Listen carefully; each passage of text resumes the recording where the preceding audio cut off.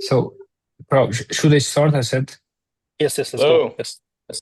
Hi, everyone. Hi, Thomas. How are Hi, you? everyone. Good. Hope you all are great. So finally, we're here after 22 national competitions. We are finally here. This is the final round of Road to TechCrunch Startup Battlefield. And before we dive into the pitches and to additional interest, let me give first the floor to the driving force behind this whole initiative, CEO and founder of Silk Road Innovation Hub, Asset Abdullayev. Asset, the floor is yours. Hi, everyone. Very excited to be here, and congratulations to all the finalists. And you all winners by default because you went through, as Madi mentioned, 22 rounds of the very rigorous selection process. Really happy to have you here at the Road to TechCrunch Startup Battlefield final round. And this is right now the largest online pitch competition in Central Eurasia officially. So can you see my screen? No. Can you please share it again? Can you see my screen? No. Okay, You shared it once, but then it suddenly turned it off. Okay, one sec. Let me.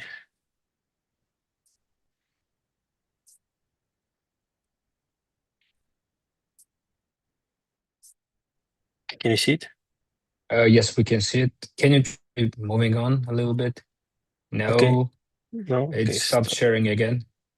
Yeah, I think whenever I try to go into full screen mode, it just keeps okay.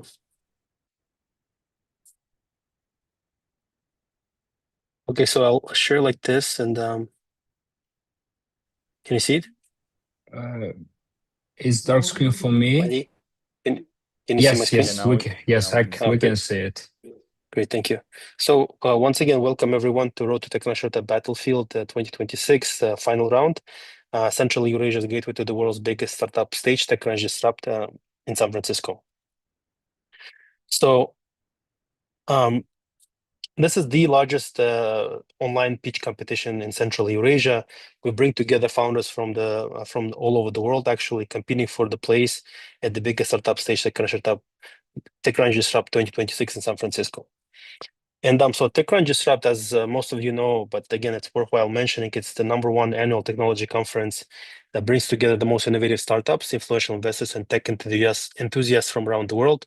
$32 billion were raised by the TechCrunch Disrupt alumni.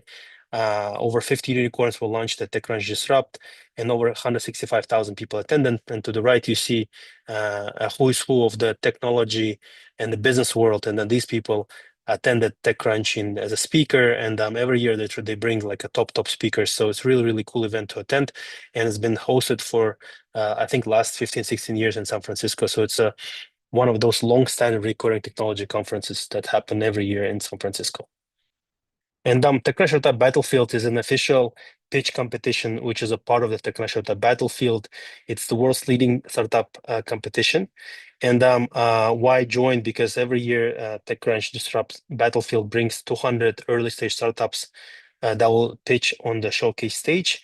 They'll also receive elite training. They'll also get high impact visibility because TechCrunch.com itself is the #1 startup and technology media outlet.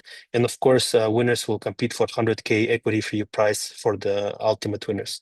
And alumni of the Startup Battlefield are such well-known companies as Brex, Fitbit, Trello, Robinhood, Forethought, Intuit Mint, N26 Dropbox, and many other companies. So really happy to be part of this competition. Really happy that we have a chance to promote startups from our region to streamline them to the final rounds of the TechCrunch Startup Battlefield. So what you get, and then we have our own prizes which are separate from TechCrunch. And here this year we shifted gears and leveled up our competition. So this year we are putting in 100K of investments for top 3 winners.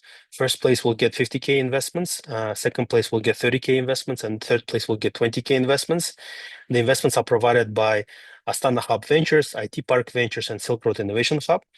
And as I mentioned, as you all know, eligibility requirements for participation is open to startups registered in Astana Hub, in Kazakhstan, IT Park Uzbekistan, or incorporated in C Corp in Delaware. Selected startups must have a valuation of no more than $10 million, with equity allocated in proportion to the investment provided and on standard market terms. And I'm sure you're all familiar. Just wanted to make sure that we kind of mention this once again. And then also 3 winners on top of that will get, of course, they'll be streamlined to TechCrunch Startup Battlefield 200. They'll participate in the official selection round, and they'll get a startup booth for 3 days at TechCrunch Startup 2026. And of course, we'll provide the fully covered trip to Silicon Valley to TechCrunch Startup for 2 members of the team. We'll cover the flights and accommodation up to 1 week for up to 2 members of the team. So really, really cool perks. And also here we have a big announcement to make, thanks to our friends at OpenAI. OpenAI is actually matching our prizes. So on top of our investments, the winners will also get $50,000 in API credits, OpenAI API credits. As most of you know, this can go a long way.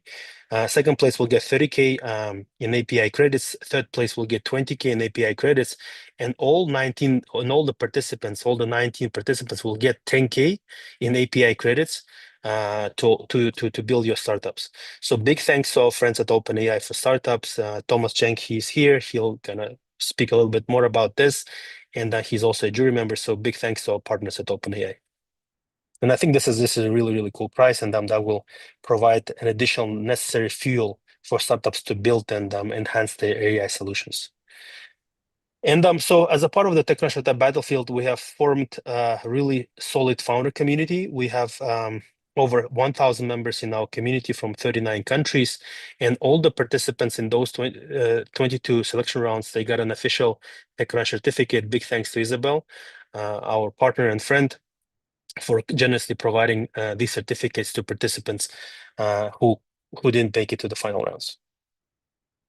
And a little bit about the statistics of this competition. We have received applications from 39 countries, and they represent 722. So we received 726 applications from 39 countries. So even though this competition is geared to Central Eurasia, we received many applications from Southeast Asia, from North America, from Europe, from Middle East, from North Africa, and so on.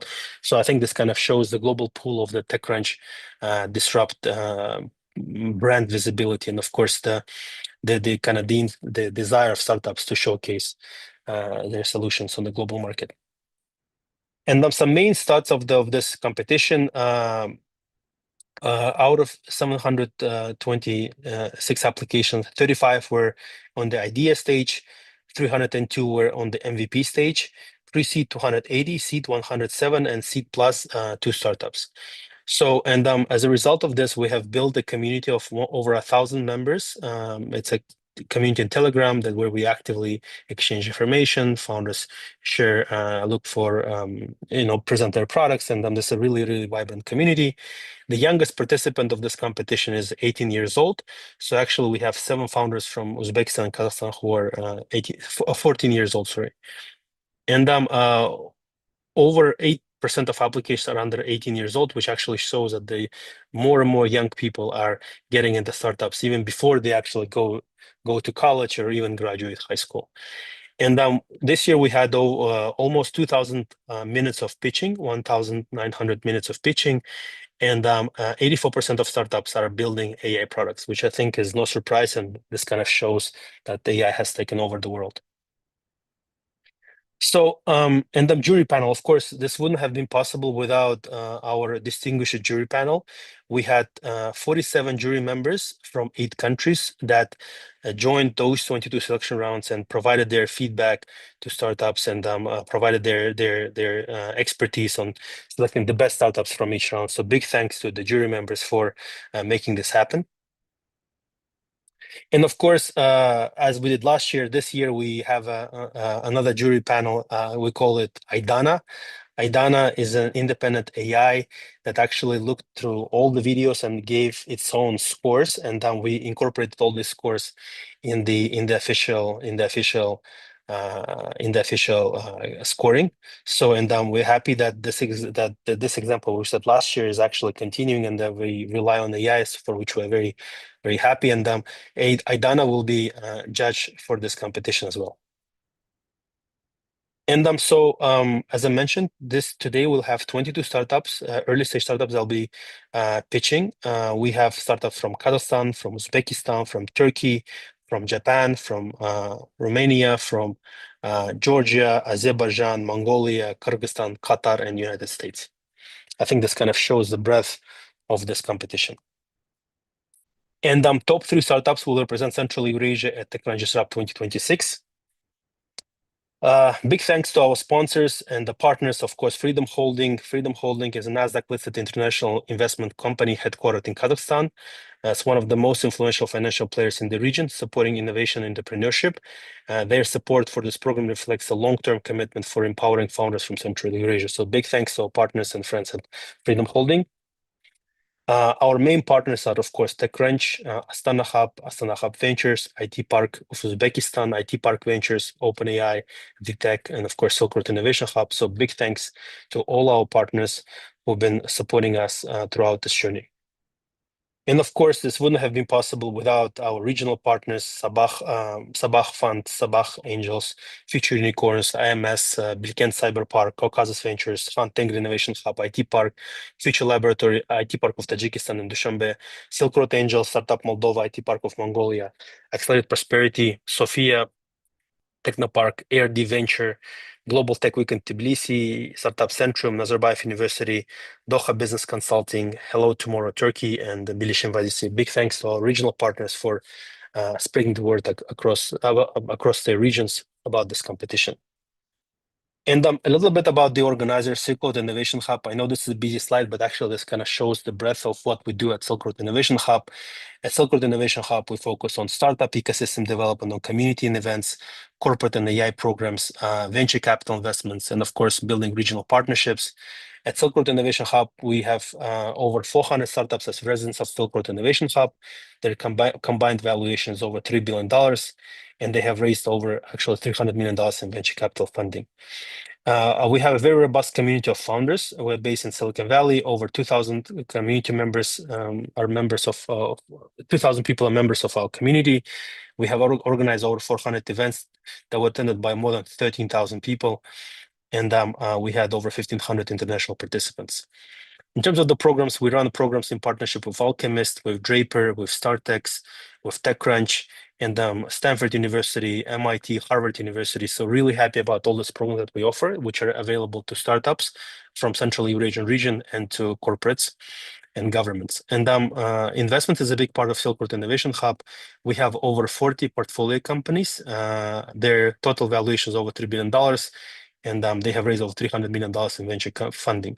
So this includes a very famous company called Hicksfield, Alma, Deep Infra, Perceptus, and many top companies that you have heard of. Most likely we have a stake and investment in those companies. So very happy that our startups are actually getting some really good traction across the world. And of course, we have really strong partnerships with regional partners, with VC ecosystem partners, with corporate partners, and infrastructure partners from over 40 partnerships we have built at Silk Road Innovation Hub that helps us to support founders in their journey of building truly big companies in the US and for the global markets. This wouldn't be possible without dedicated group of people who've been driving this. Big thanks to Madita Zhikenov, Program Manager at Silk Road Innovation Hub, Aralim Taibasarova, also Program Manager at Silk Road Innovation Hub, Aiko Simbayev, of course, and Edar Ali for making this happen. So big thanks to our team. Let's give them a round of applause, if possible, virtual applause. Thank you. And this is pretty much, I think we're done with the presentation of the Silk Road Innovation Hub and of the Road to TechCrunch Startup Battlefield competition. I'll pass the floor to Madi to kind of give floor to our partners and friends. Thank you so much, Asad, for incredible presentation for announcing the results. So I will not probably share the screen for our welcome speakers, otherwise you will not be seeing their faces. So the first person I would like to invite to the stage and give some welcome remarks is one of our main partners, Astana Hub, and its great representative, Tanat Uskimbayev, the managing director. Tanat, the floor is yours. Hello, everyone. I said thank you for the presentation. The figures are incredible. So I'm truly happy to welcome all participants and friends to the final stage. This is a huge momentum for our region's startup scene. For us at Astana Hub, this partnership is much more than a formal agreement. It's a common goal for regional ecosystem builders, helping talented founders from Kazakhstan and across our region break into global markets. We want to help you connect with the top investors and the mentors in Silicon Valley and truly find your place in the international tech world. And I want to say big thank you to Silk Road Innovation and for your team and the partners, TechCrunch, Freedom Holding, and our partners from Uzbekistan, Kyrgyzstan, and the whole region. And big thanks to OpenAI for startups and to our media partners. I wish all the teams today good luck with your pitches and please show everything that you built on your own. And I hope this final is a major step forwarding and putting our region's startups on the global tech map. Thank you. Thank you so much, Tanat, for such a warm welcome and great kind words. And now let me invite to the stage Farukh Yerkinov, Director of Startup Ecosystem of IT Park, Uzbekistan. Farukh. Hi, everyone. Thank you so much, Asset, Tanat. Thank you so much. It's a pleasure to see you here. Good evening. It's a pleasure to be here at the regional final of Road TechCrunch Startup Battlefield 2026. On behalf of IT Park, welcome to all funders, investors, jury members, and partners. Congratulations to all 22 finalists. Today, it's more than pitching. It's a chance to get real feedback, meet investors, and build relationships that can share your next stage of growth. To support these teams, IT Park Ventures, together with Astana Hub Ventures and Silk Road Innovations Hub, is contributing to 100K investment prize pool, as Asset already told. Thank you to TechCrunch, OpenAI, and all our partners, investors, judges, and mentors who made this possible. To all founders, getting here is already an achievement. Present with confidence, learn from the feedback, and build the connections that will carry you forward. And good luck to all of you, and I hope to see many of representing our region on the global stage. Thank you so much. Thank you so much, Farukh. And the next person I would like to invite is the person who actually will move forward our competition and take 3 champions out of 22 participants today. Isabel Johansson from TechCrunch team, head of Startup Battlefield program. Hi, hello everyone. Thrilled to see all the pitches this morning. I can't wait, but I just wanted to say hello. I'm the host of a podcast for TechCrunch called Build Mode, and I'm also the director of Startup Battlefield globally. Every year we select these 200 startups that represent our or TechCrunch's take on the most disruptive, early stage, cutting edge startups from around the world. And actually, less than 1% of applicants make it to the finals in San Francisco. So it's an incredibly competitive program. And the mission behind this program is really to surface the best startups from all around the world. And with the rise of AI, there's also a rapid increase in founders and people dedicating their careers to starting companies. And so we've received more applications than ever this year. And because of that, we wanted to really double down on expanding our international presence because many of the best founders are building in places beyond the typical startup hubs that we usually hear about. So this year we ran Battlefield in places like Japan, France, Australia, and of course the Silk Road region. But this program in particular has been our largest by far. We're so impressed with how many startups have been applying and the quality of startups coming out of this region. So huge thank you to Asset and the Silk Road Innovation Hub team for everything that you're building. It's really phenomenal to see. I mean, some of the stats you said earlier of 1,900 minutes of pitching. I thought I heard a lot of pitches, but that's a lot of time listening to pitches and young founders that are throwing their hat in the founder ring. We really love to see it. So, and also the sheer, scope of the program and how many countries are involved in this. So We're thrilled to welcome the winners today to San Francisco, where I'm currently based, in October to be at Disrupt. Disrupt is so much fun, so much energy. The room is filled with thousands of investors, potential customers, other founders. I mean, you name it. It really is the epicenter of all things Silicon Valley and startup and tech. So cannot wait to hear the pitches this morning, and good luck to all of you. And yes, we'll pass it back to you. Thank you. Thank you so much, Isabel, for your words, for such nice welcome remarks. And definitely our region will hopefully show the best during the Battlefield 200. Now, the next is our main partner, Freedom Holding Corp, and its representative managing director of Freedom Shapagat, Ruslan Jumashev. Ruslan? Yes, good day. Do you hear me well? Yes, we can hear you. Yeah, that was a nice presentation. Thank you, Aset. Ladies and gentlemen, dear founders, partners, guests, juries, it's actually a great pleasure to welcome you to the final of Road to TechCrunch Startup Battlefield 2026.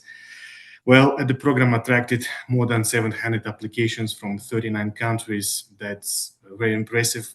But what makes this event especially important is the opportunity it creates for our region. The Central Asia has a strong talent, ambitious entrepreneurs, and great ideas.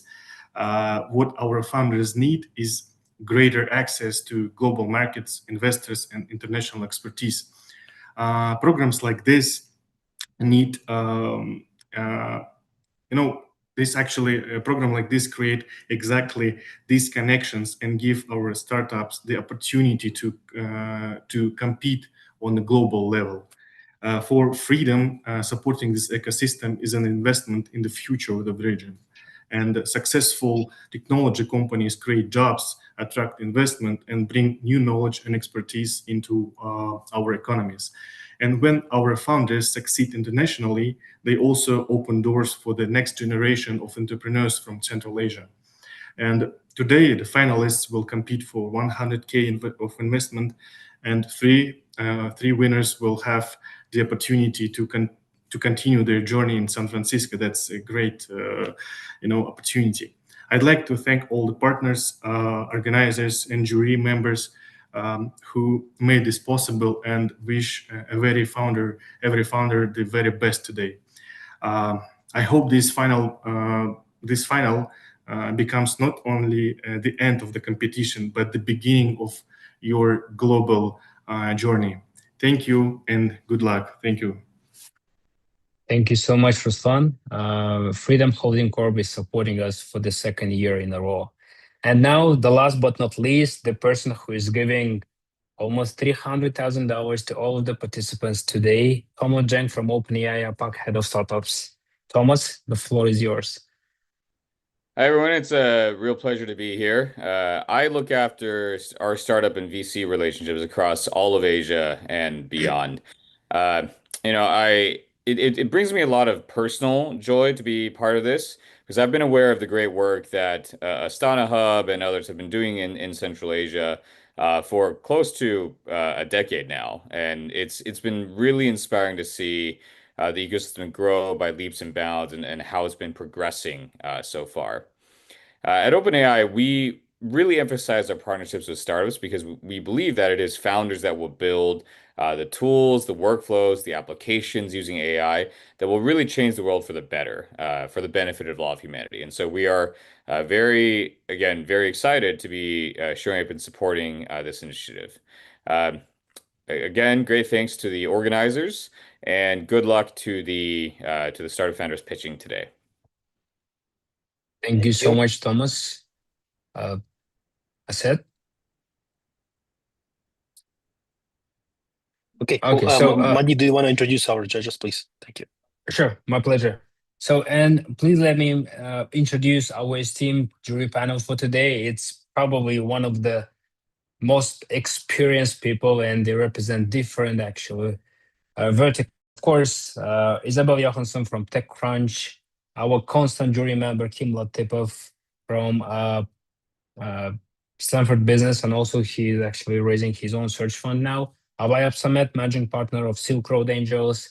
We also have our champion Battlefield 200 2025, Kevin Damol, founder and CEO of Glid. Of course, Thomas Deng from OpenAI will be assessing you as well. And our esteemed VCs, Aidana, actually our independent jury member was named on behalf of Aidana to speak in this year. So Aidana, CEO of Asana Hub Ventures, and of course, Valerjon Nadirov, CEO of IT Park Ventures, and our AI Dana independent jury member. So this is it in terms of the juries. I said, And if Madi, you maybe can- maybe jury want to say a couple of words. You know, if anyone wants to jump in, Kim, Abai, feel free. Aidana, Kevin, Sure. Valerjon. Dear judges, do you everyone, want to say something?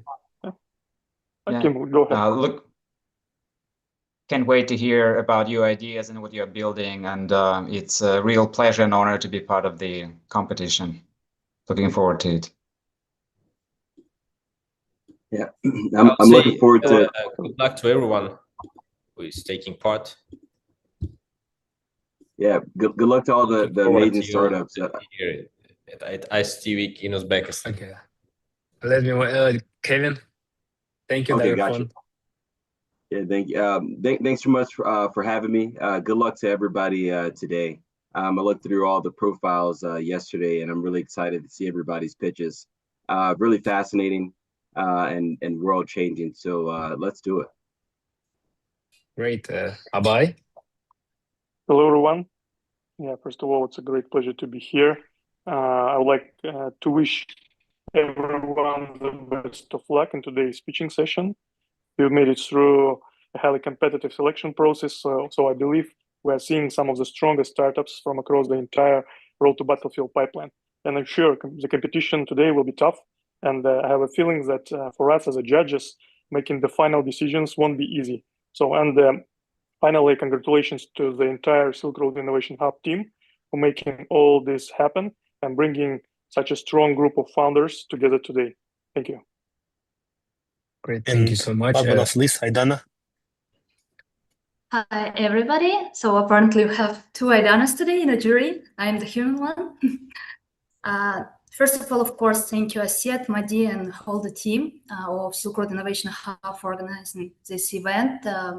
And thanks to all the partners for supporting. I just would like to mention that as Astana Hub Ventures last year, we invested into one of the winners of this competition. Yeah, and we have Surface in our portfolio. So for all the startups, it's not only about winning, but also about being seen by other investors, because we also invited some of our friends from other VCs from Uzbekistan, Kazakhstan to join as well. So wishing you good luck and hope the strongest one will win today. Thank you. Okay, thank you so much, Aidana, judges. And so now let me tell a little bit about our pitching rules for today. They're pretty much the same as we had like for 22 rounds. Dear founders, you will have only 3 minutes to pitch, so try to present your startup as clear as possible, be sharp, and of course on time. You will not be interrupted during your pitch. However, if you exceed the time limit, I will have to jump in. After the pitch, our esteemed jury panel will have 2 minutes to ask you questions. So dear founders, please stay on time, be professional, and clarify key points quickly. So this is it in terms of the presentation. So I said, if you don't mind, I will stop your sharing. And before we dive into the pitches, let me do, let us do a group photo, of course. So dear judges, speakers, participants, turn on your cameras and smile. Okay. Thomas, great. Abai, Valerjon, Aset. Okay, Aset is here. Valerjon, Abai.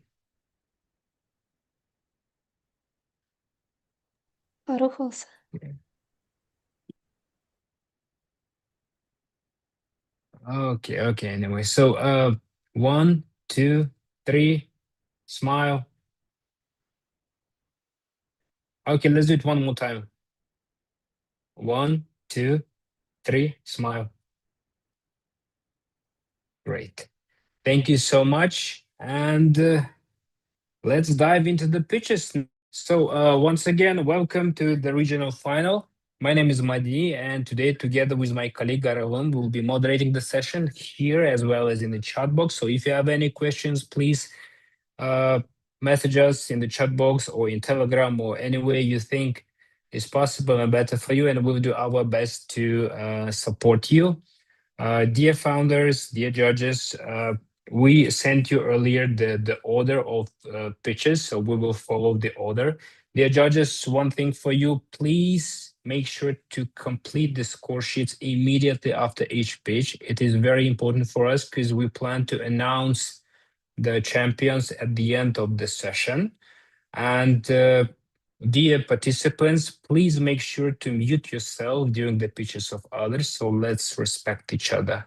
And this is it from my side. And let's dive into the pitches. And the first startup I would like to invite to the floor is Jean-Pierre.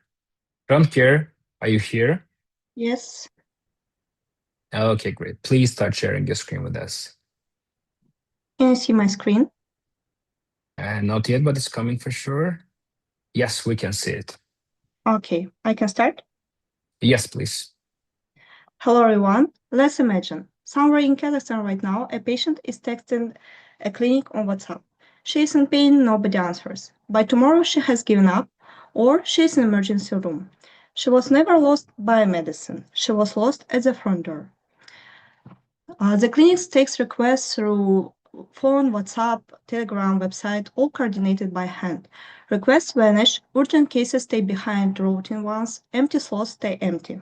The clinic pays to reach the patient and never knew it had her. So we built Jean-Pierre AI. One system, the patient, the doctor, the clinic. The patient speaks or writes in her own words, English, Kazakh, Russian, or Uzbek. Our AI agent reads the complaint, assesses the urgency, selects the specialty, and requests with confirmed slots. She picks one, she is booked. The doctor opens the appointment with her complaint, history, and documents already there. During the consultation online or in person, our transcription writes medical record by itself. The doctor signed it and it goes to both of them. The doctor spends the visit on medicine, not paperwork. The clinic runs everything from one panel, requests, slots, doctors, revenue in real time. And it builds its own AI agent, the one the patient talked to at the very beginning. This is not a chatbot bolted onto a clinic. It's a layer the clinic runs on. The model is recurring. One clinic pays $600 per month, is $7,200 a year. Kazakhstan and Uzbekistan is $223 million market. Globally, 4.2 billion. Our target is 540 clinics and 3.9 million ARR by 2029. And it's already running. 26 sites across 5 cities, 3 clinics live, 3 in pilot, 14 branches onboarding, and 6 public sectors, including Astana ambulance services. Over 1,000 consultations delivered. 2 ministries named us Kazakhstan Best AI Project in Healthcare. Together, we have 28 years in medicine, 20 years in product and AI. We are doctors who met this problem on board. So here's the reality. We are not selling clinics one more piece of software. We are building the digital front door to healthcare. That patient on WhatsApp, she gets answer in seconds. And she gets care. That's Jean-Pierre, health in one click. Thank you for the attention. Thank you so much, Tamiris. Dear judges, you have 2 minutes to ask questions. Do we have any questions? Kim? Oh, you're on mute. Thank you for the presentation. How do you ensure quality of and precision of your product? So if it's okay, I would like to ask to answer for this question our technical director. Hello, everyone. My name is Adelan. I'm the technical director of Jean-Pierre AI and the product itself. So actually, Like we are building our app by using tests. We are doing tests every time when we are building something new, and also we are providing the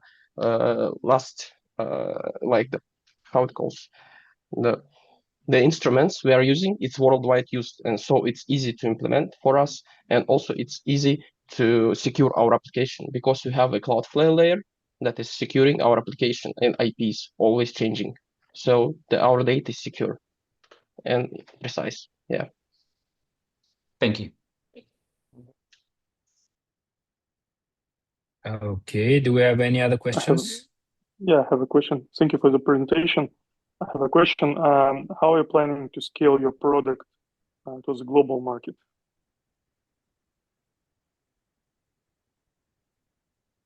Dylan, you're on unmute.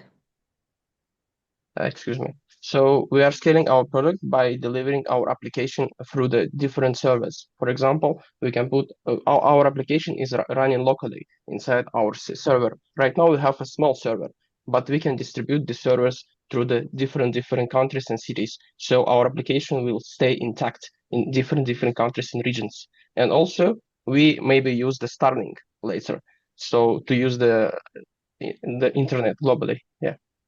Okay, thank you so much, dear founders. And it's time to move on. Let me invite the next startup to the stage, своей. Hello. Roman. Okay, great. Yes. Roman, please start sharing your screen with us. Please confirm that you see the presentation. Okay, it's coming. It's dark screen for me, at least. Yes, for all of us. I don't see us. Okay. So one yes, more reshare, time. please. One more time.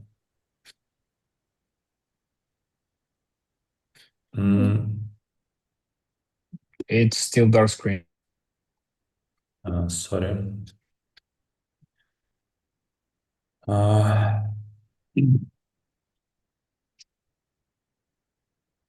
Okay, can we do it one more time? And yes, probably, one more time.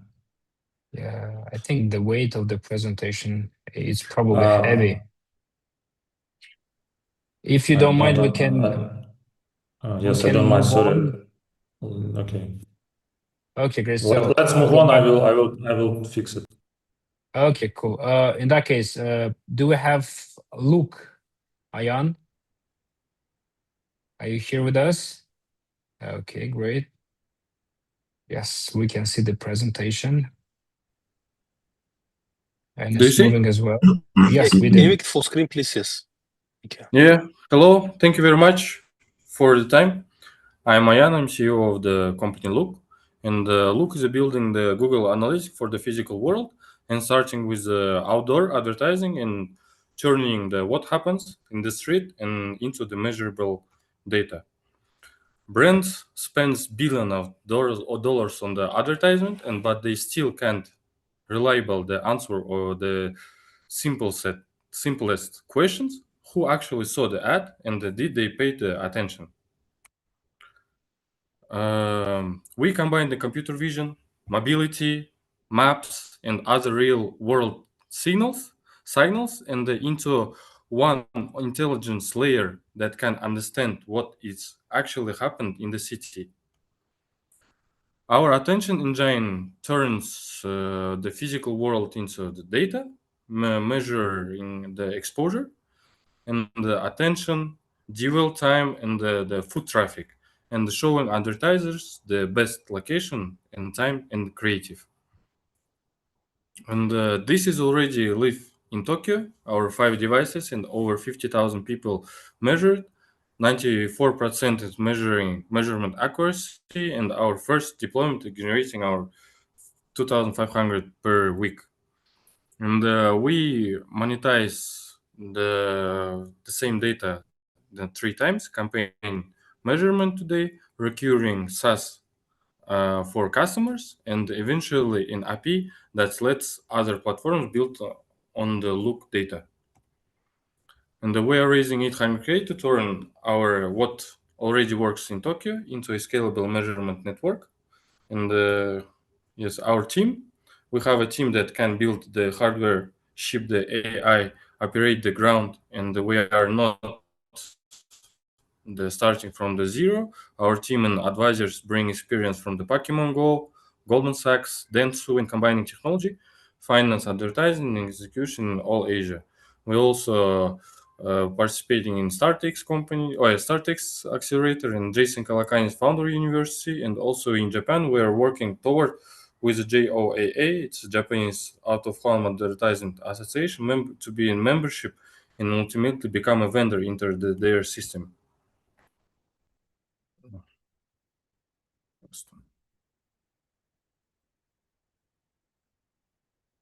Nice. Okay, and let's I will show you our video inside how is our computer vision is working. So spend just. You have only 10 seconds left, Ayan. Yeah. This one is our mobile device boxes in the for delivery, and we give information of attention every billboard, every shop, every restaurant, attention on every people, average age. Okay, Ayan, thank you so much for the presentation, but the time is up. So we still have 2 minutes. So probably some of the judges would be very interested to. Yeah, Isabel, please go ahead. Hi, thank you for the presentation. Can you tell us a bit more about who your customers are and what traction you have thus far?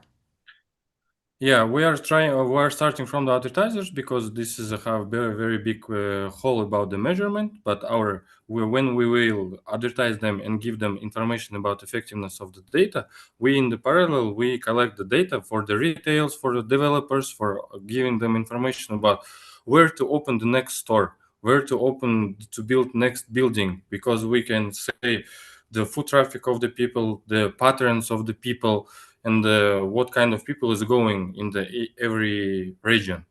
And yes, thank you. Great, thank you, Thomas. Thanks for that. Very interesting presentation, and it's good to see you guys again. Thank you. Yes, I do remember you guys from previous meetings. So why go after the advertiser in terms of your go-to-market approach instead of the agencies or the billboard holders? I would think selling this is basically infrastructure. It'd be better to go after the people who would repeatedly use it rather than the advertisers who are one-off. We are already now also we have customers with like a big mall.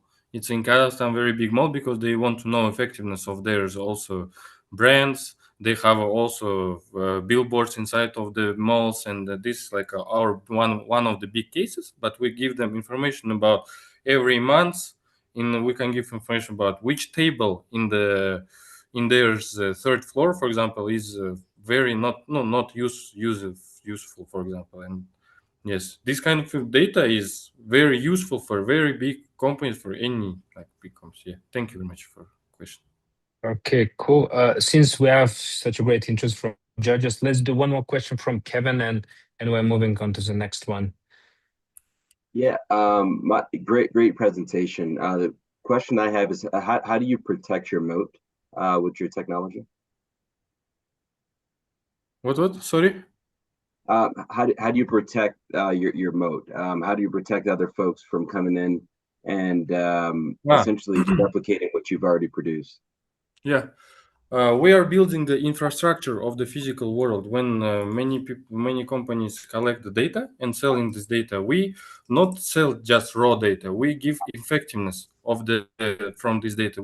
Because of our mobility devices, we have many data, and that's why we can give very effectiveness, like a Nissan, for example, like a very not raw data, just effectiveness for each company, for retail, for 7-Eleven, for example, next 7-Eleven, not in this street, next street. And we have, because of our mobility device. I apologize, but the time is up. We took extra minute, and we have to move on. I apologize, Sorry, Kevin. Bye.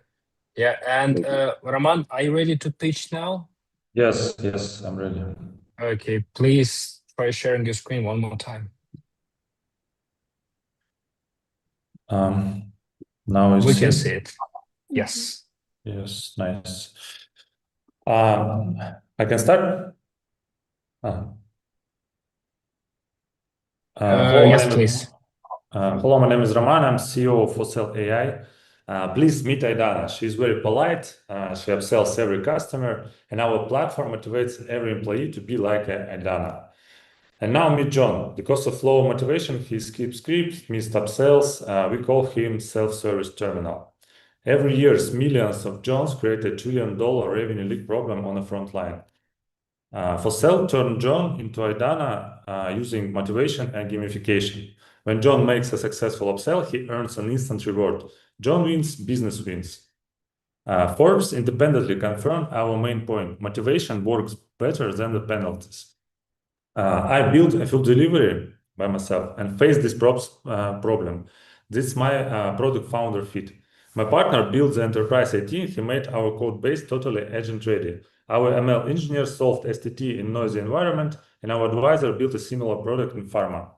We work everywhere. Fossil is hardware and OS agnostic by design. No vendor login. Customers can use any device. Master franchise want royalty growth, standard compliance. POS system want new revenue. Associations want value for their members. Fossil gives each of them a reason to distribute us. We are building the motivation layer for the world's largest customer-facing industries, where every frontline interaction directly impacts the revenue. One platform, multiple billion-dollar opportunities. We have already proven Fossil across all these industries, from a hot dog in a gas station to a checkup at a laboratory. The mechanism stays the same. Detect the right action, reward it, and repeat. You cannot just replace us with AI. You should solve hundreds of problems in real-world deployment, collect the multi-vertical and multi-language data set that we already have, and train our own STT model. The longer we run, the harder we are to replicate.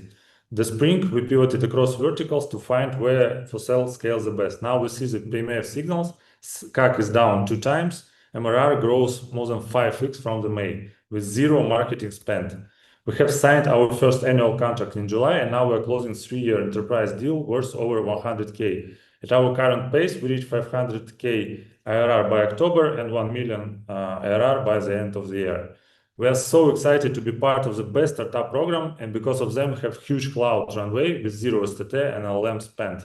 Today, we charge a simple SaaS subscription, but now we move to the revenue share model. New customers pay only when they grow their revenue. We raised also already 500K from Murat Abdrahmanov, Moz, Sabah, and Axiom, and now we are raising a bridge to prepare the next US seed round in 3 steps: certification, localization, and founder-led sales in the US for 6 months. Thank you. Thank you so much, Roman. Dear judges, do you have any questions? Kim? Thank you, Roman. Could you speak some more about the revenue sharing model and how exactly your customers measure and attribute value created by your products? Thank you for your question. First, we make a deployment for a few branches, for example, 3 or 5 branches. We measure the baseline of upsell revenue and upsell rate. And after this baseline, we charge a percentage, some percent from 2 to 10% from upselling revenue that appears after our deployment. Thank you. Okay. If there are no questions, we are moving on. Thank you so much, Roman, for your presentation. And the next startup I would like to invite is Cortex AI. Team of Cortex AI, are you ready? Yes, of course. Hi, everyone, dear ladies and gentlemen. Could you see my screen? Yes, we can see it. Thank you. So my name is Asujan. I'm a founder of Cortex AI. We're building AI for predicting the risk of transport rejection based on genetic data. Our startup was founded in 2025 in Kazakhstan, and as founders, we invested $95,000. So what's our problem? More than 100,000 kidney transplants are performed worldwide, and the 33% of some of them are not recognized by the immune system. How it works in current flow. So the first of all, formation of a donor and the recipient pair going in clinic, and the donor and the recipient are assessed independently of each other. And the next step is immunological analysis for compliance with HLA, PRA, and DCA criteria. and the decision is made by the doctor intuitively. So in ideal flow, all of these processes could work in our platform, and the calculation of clinical and immunological parameters, and the system analyzes the risk of possible failures of transplantation, and our system prognoses risk of rejection and the graft survival. So Cortex AI is clinical decision support system based on ensemble forecasting using machine learning. We take only 10 seconds to assess the likelihood of organ rejection, and 23 seconds for formulating hypotheses and writing reports. Our current accuracy is 84% based on retrospective data, and we are faster than average doctor for 1,300 times, and we're currently piloting in 7 clinics in Kazakhstan. So how it works, the clinic is integrated into the system of Cortex AI, and the doctor enters the patient's data, and the system based on historical data calculates the probability of rejection. We're currently working in the Republic of Kazakhstan and the People's Republic of China, and in a few months we will connect also to the South Korean market. And currently our system is used by 13 doctors from Kazakhstan and China. 7 hospitals are trusted Cortex AI in the 2 countries, and our own array of patient data is 28K. Also, our startup was certificated by the ICO, GDPR, SOTS Type 3, and the PCI DSS. Our partners is Yandex Cloud, Neo Clinic, Astana University, and Ministry of Higher Education and Science of Kazakhstan. Our business model is basing in 2 prices: Cortex Core for Kazakhstani, Turkish, South Korean markets, and the Cortex Insight for the United National Organ System in the United States. And our market is really big and very specific. Our total addressable market is $21.2 billion with 8.5 annual growth. And some market is $5.2 million. Competitors in business and science, our advantage is that we are reducing analysis time from 12 hours to 33 seconds, and we increase the service life of the transfer by more than 4 years, and the unique formula by Start plus AI and Forecast. This is our go-to-market strategy, and our team based in medical experts like ex-head of Presidential Hospital, Dr. Timurlan Karibekov, transport surgeons, and Ruslan Argimbayev, Abdullah Argimbayev, and myself. Thank you so much, but the time is up. Our AI judge has only 3 minutes to check, so it's time to ask questions. Dear judges, do you have any questions? Isabel? Hi, thank you. So you spoke about entering the US market. Can you talk about what your plan is for that and what you think the biggest hurdle you will face and how you'll tackle it? Could you please repeat the question? How do you plan to enter the US market? Yeah, of course. For the US market, we have another price is adapted for the unit system. In the United States, we have like another system is working for the donors. It's unit system, and I guess after 2 months, when we'll take a certificate from the Ministry of Health, we will start our processes to the entry to US market, and that's all. Thank you for your question. Okay, thanks. Abhay? Yeah, thank you. Are there any regulatory barriers to sell your product in Kazakhstan and other markets?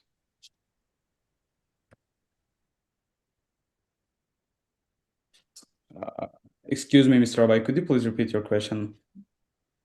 Can you hear me well? Yeah. Are there any regulatory barriers to sell your product in Kazakhstan in particular or in other markets? Yeah, currently we started to selling our products to, first of all, to the Neo Clinic. It's adapted system for the Kazakhstani system of organ matching. And we're working in 7 hospitals, as I said. And our next step is the integration into the National Hospital of Transplantology. Yep, my question was, are there any challenges related to regulation? Regulation, no. In presentation, we added to that. We have 5 types of certification of data protection, and the last step is only medical approval. Okay, great. Thank you so much, judges. Thank you, Asuljan, for the presentation. And you. it's time to move on. Do we have anyone from the team of Soup? Soup? Okay. Am I ready to pitch? Done. Okay. Hello, so we dear can see it. judges. My name is Rafik, and I'm CEO and co-founder of Soup. And we are building an open source AI workbench that makes post-training of open models easy adoptable for everyone without hiring a machine learning engineer. And why is it important? Because the era of free-for-all AI is officially dead. United States, European Union, and dozens of countries making private AI mandatory in the regulated sectors such as banks, healthcare, and pharma. Because for these companies, they cannot afford to send their private customers' data to the ChatGPT or Claude because it's no longer just a risk, it's a compliance violation that can cost them up to 4% of the global revenue. And the security teams of the biggest companies are now blocking cloud APIs, but they need AI. And the only way to use that is open models. Why now? The main point is because the CEO of NVIDIA just signed a letter of backing open models 2 weeks ago. And if someone who's selling GPU tell us to use open models, that means the direction is already settled. Our technology give us ready to deploy models in just 5 commands, and now we're building a zero code layer on top of that so that everyone can adopt post-training easily without any knowledges. And the market is already screaming about these solutions because we didn't spend even $1 on the marketing, and we got more than 85,000 downloads organically and more than 700 GitHub stars, and we got 200 more this night, by the way. We're used by the engineers and researchers from the best universities in the world, and our AI and digital development ministry providing us a GPU cluster that cost more than $500,000 to make researches. Our business model built for scale, free for all engineers, $99 per seat for zero code layer, and enterprise contracts from $30,000 up to millions, up to the security requirements, air-gapped deployments, and audit tools. Hitting just 1% of our target audience. We're a 10 million ARR company, but we're going to become a standard of the field because the only competitor who making a monetization on the field is Onslaught AI, and they're requiring almost twice more power GPU, and they're selling speed while we're selling the quality. Our team, we're the team who can handle that field because I personally sold to the banks and biggest pharmaceutical companies in our area, and I know how they buy. And our CTO built whole infrastructure before funding, and we're asking $2 million to relocate to US and hit $200,000 ARR. Thank you, and let's build the private AI sector together. Thank you so much, Rafik, for the presentation. Thank you so Dear much, judges, Abhay, please go ahead. Yeah, thank you.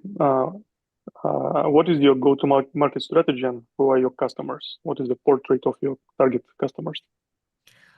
Portrait of our target customer, the main is the startuppers and any guys who want to build, because the next decade is going to be about the owning of AI, and we truly believe that now everyone is using ChatGPT, and in just a couple of months or 1-2 years, everyone will have their own AI. And the second target audience is enterprises who need their own AI inside their perimeter without losing a data of their customers. Yeah, my second question was, what is your go-to-market strategy? Our go-to-market strategy, first of all, is to build zero code layer, because we have a lot of requires up to customer development calls, and it will bring us a lot of attention. And after that, we will make a nucleus that will kill our opponent Onslaught, because they're selling speed, and we will make this speed free for everyone, the open source nucleus that making post-training faster. Okay, thank you. Okay, Rafik, thank you so much for the presentation. Thank you, Abhay, for questions. And it's time to move on. So the next Thank you, startup I would goodbye. like to invite, bye-bye. Defensive pedal. Yes. Defensive pedal. Okay. Victor, please start sharing your screen with us. Can you see it? It's coming, but it's still dark. Yes, we can see it. Okay, when was the last time you felt joy? It wasn't when you were stuck in traffic, but maybe it was when you were riding your bicycle. That is why almost 2 billion people globally want to leave the car at home and cycle in the city, but they are scared. And current cycling apps don't reduce the danger. We do. We're like Google Maps, but instead of finding the shortest route, we find the safest route on the bicycle. So in practice, instead of cycling through here, you cycle through here and reach the same destination, which is a nice story, but we also quantified it. So we are 2 times safer than Google Maps for cycling. As a reference, airbags make cars 1.7 times safer. And we do this because we developed the most sophisticated cycling risk algorithm in the world. We use over 80 factors to determine the risk for every road and street segment, and then find the route with the shortest total risk. We did this starting from official research and then iterating through hundreds of variants in the past 12 months with over 2,000 people. And now every new ride makes it better through multiple feedback loops. We're a team that knows both sides of the question, cycling everywhere, and my co-founder scared of cycling anywhere. And we know how to transform complicated data into human products. In our app, safe cycling will always be free, but premium subscription costs, and it brings added value, such as full mode, which finds the least heat route, so you don't sweat, which also enhances our second revenue stream, selling cycling intelligence to cities, which we are already doing with the World Bank. And then we will also sell unique location data to relevant businesses. We launched in Romania end of June, launched Europe last month, launching premium subscription this month. All of this bootstrap because we validated at our own risk, but we will raise a round to scale fast because in 5 years we will be the risk data layer for all human mobility in Europe, US, and Asia. So next time you go to work, you can leave the car at home and cycle smiling with the wind in your hair. Thank you so much, Director. Great idea. Dear judges, do you have any questions? Aidana, Isabel, we haven't heard. Kim, please go ahead. Good to see you again, Victor. Thank you for the presentation. Can you say some more about how you source data, and in particular as you scale to other markets? Yeah, so we use mostly infrastructure data that determines the risk of cycling. So the type of intersection, the width of the lane, speed limit, etc., which is all public data. It's readily available everywhere. And the good thing is it doesn't change day by day. And then we also use traffic data, but averages, which again, don't change. When we will have consistent premium revenue, we will have live traffic added. And also now for heat mode, you are using thermal photography to determine part of the heat model, which is also, again, publicly sourced. Thank you. Okay, great. Kevin? Amazing presentation, Victor. How do you plan on reaching your customers globally? Yeah, so it's been all organic growth. To be honest, we didn't have time to market at all. So people find out about it and tend to naturally share. So the more focused plan is NGOs, organizations that do cycle advocacy, cycle rides, but also influencers that say they are pro-cycling because they naturally are interested and say they use the ride.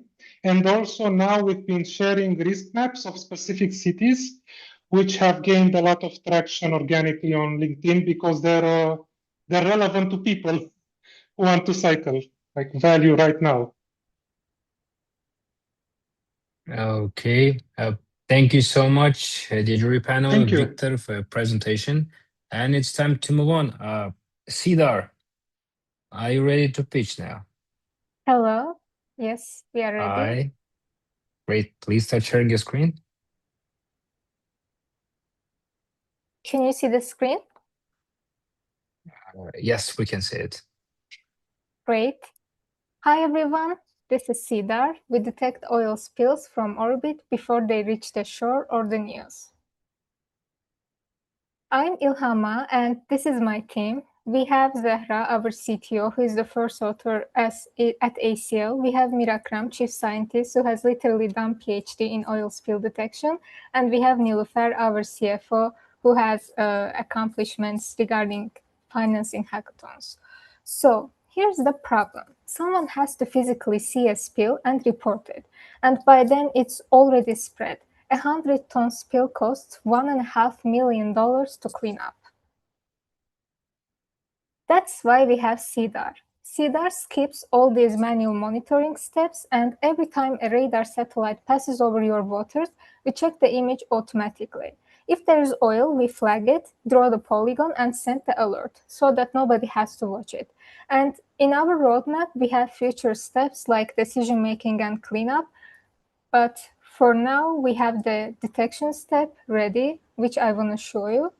So here you can see the map on which we have done the real detection. And when the user clicks different dates, they can see the different oil spill detections. And you can scan the QR for our live website.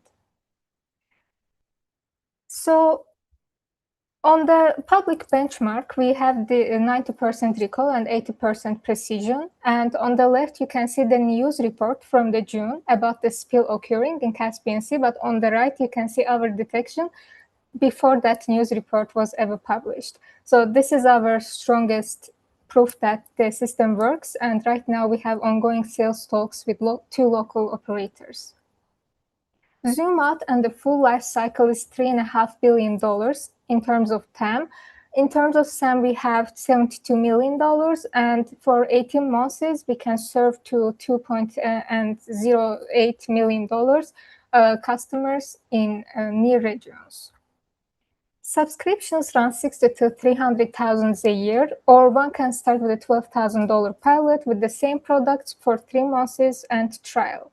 That's how we can sell this product without all the procurement details included yet. We break even at 2 clients. Every client after that costs us about $200 a month and brings in thousands. One prevented 100-ton spill can equal to 10.5 years of subscription. So in terms of roadmap, detection is live now. In future, we will do more details like lookalike rejection. In next year, we will do source attribution finding and hair mat cleanup prototype, which I'm coming to now more detailed. So here you can see our cleanup hardware demo. This is in roadmap. Ilhama, thank you so much, but the time is up. And it's time to ask questions. Dear judges, any questions? Isabel? Hi, great pitch. Can you tell us a little bit more about who is the buyer, who is your customer, and what traction you have so far?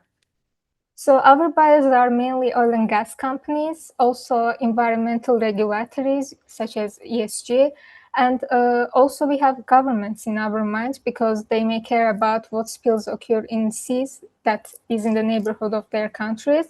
Our traction by far is that right now we have 2 sales talks with 2 local operators from Azerbaijan, but since our estimated sales cycle is 9 to 18 months, we do not have revenue from them yet. And we also, in terms of traction, yes, that's all we have in terms of customers. Thomas? Yeah, thanks for the presentation. I think this is super interesting and obviously very globally beneficial technology. My question is, how did you arrive at the pricing you're proposing? Because it actually feels like you're potentially creating a lot more value for the buyer in terms of avoiding oil spills and the liability associated with it. than is reflected in your pricing today. And I'm kind of wondering if there's a better business model or better pricing approach here. So yes, current pricing is based on detection phase only, as it is the minimum viable product that we have built. And this is based on the infrastructure that we have, plus the team prices that we have estimated. So even from detection alone, the client can have 72% gross margin at year one, rising to 85% at scale. And we have break even at 2 clients. But for next phases, we will add more to the price, such as for hardware cleanup especially.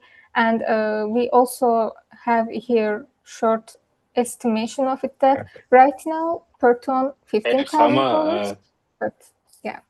Yes, I apologize, but the time is up and we have to move on. Thank you so much for the presentation and thank you for the questions, dear judges. The next one is Scana Media Monitoring. Yep. Hi, guys. Can you see my screen? Yes, we can. So, okay, let me start. So while am I speaking, there's a lot of things happening on entire internet. People are posting something. It might be some negative, positive news about brand, but you even might don't know about it. And that's actually the problem that Scana solves. So as statistics shows, 82% of brand mentions occur outside of their social pages, and that might significantly affect to your brand reputation. So Scana monitor entire internet 24/7, and you can keeping up with the trends, with the modern technologies. You can get analytics report through AI integration, get some insight, and also you can just know what your clients actually need. Our product performance is advanced sentiment and NER analysis, AI-powered insight, and smart topic clustering. Talking about the market size, this is our global data analytics market, accessible digital analytics segment, and our immediate targetable market share. Next slide is about our market validation. So it's actually too high because we have 96% of client satisfaction, and we work currently in a big companies in Kazakhstan. And as another statistic shows that if people experience with too negative, they actually stop working with the brands. That's why you have to make some fast decisions and use our product. So company interaction is we've launched in 2025, and currently we have 50 plus big companies. We cover 200K social media per day and 30K RSS coverage. And additionally, I want to add that we are entering to the Turkey market because we participate in Turkey a 2-seat acceleration program. Next is the Scana Social Space. Additional tool that we have inside our platform is the platform where you can answer for all your messages and comments from one place and see also analytics and report and also create tasks for your team. This is our business model, is B2B. We create long-term contracts and it's main our prices. Talking about our advantages, about all our analysis, they are oriented in some small region and they have some features, whether it might be CRM or monitoring or SMM. We try to combine all of them and make our price accessible for our clients. And this is our team members, the main characters, just a part of it, but we have also other part, and but all of them make everything possible for our product growth. So thank you for your attention. That's all. Wow. Yeah. That was quick. Dear jury panel, do you have any questions? Isabel? Hi, thank you for your presentation. Can you talk a bit about, well, 2 questions, your team's background and also competition, how you plan to compete? We've seen a lot of social listening tools. What is your competitive advantage? Okay, so talking about our team, we have 10 years experience in monitoring field, and that's why we know what actually our clients need, and we worked before with our analytics, and we know their disadvantages, what they are not good enough, and we try to cover all them, and I would say that's how we're gonna compete. And additionally, it's why we participate in different programs such as like that, and through this mentorship program, through new digital tools that with developing with every year, we will hopefully will compete with our analytics, yeah, and reach our goal. Okay, great. Aidana? Okay, thank you, Arjan, for the presentation. I just wanted to know more about your go-to-market strategy because you're currently going to the Turkey market and also considering US, as I understand. Yeah, we actually, I would say, entered to the Turkey market because we've started our acceleration program 2 months ago, and that's why we currently have some demos with their PR agencies in the Turkey. So I would say, and also because we have, it's not only one person that we do currently about our product growth, and some of them will try to whether they will be in some acceleration program in US. In parallel, some of them already will sell the product in Turkey. So that's how we're gonna work. Okay, thanks. Okay, great. Thank you so much, Orhan, for your presentation. Yeah. Thank you, our esteemed jury panel. And it's time to move on. Cerberus, are you ready to pitch? Abbas? Aziz? Okay, great, Aziz. Please start sharing your screen.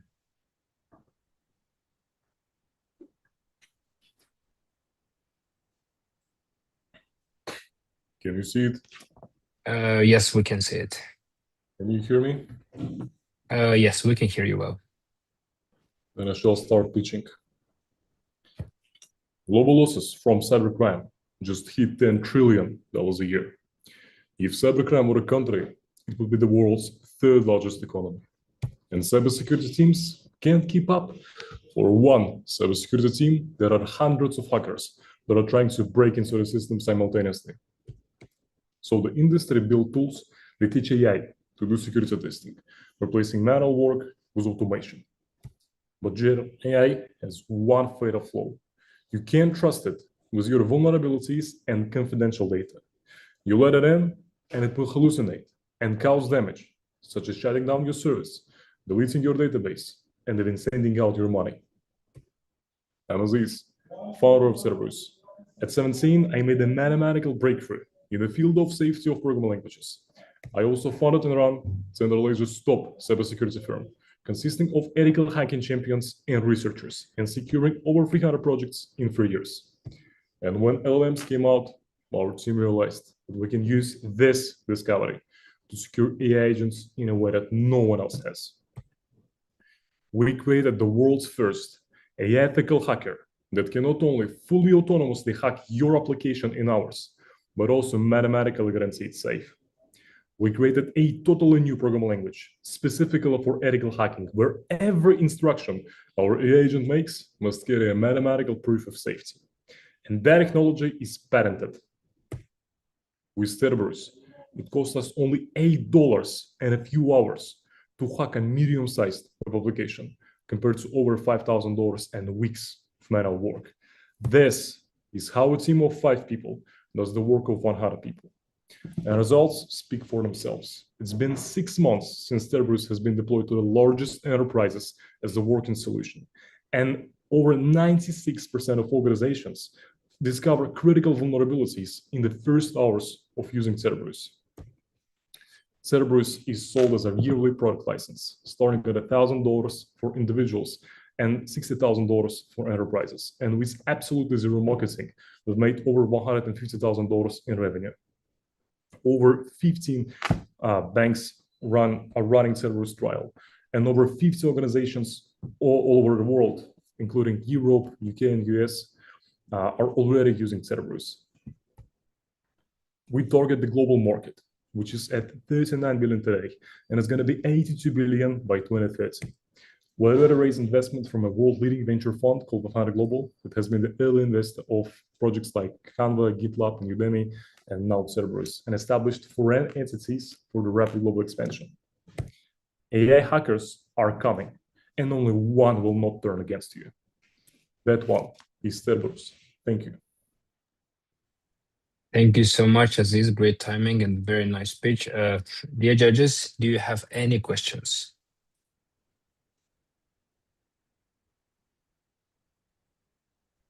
Kim?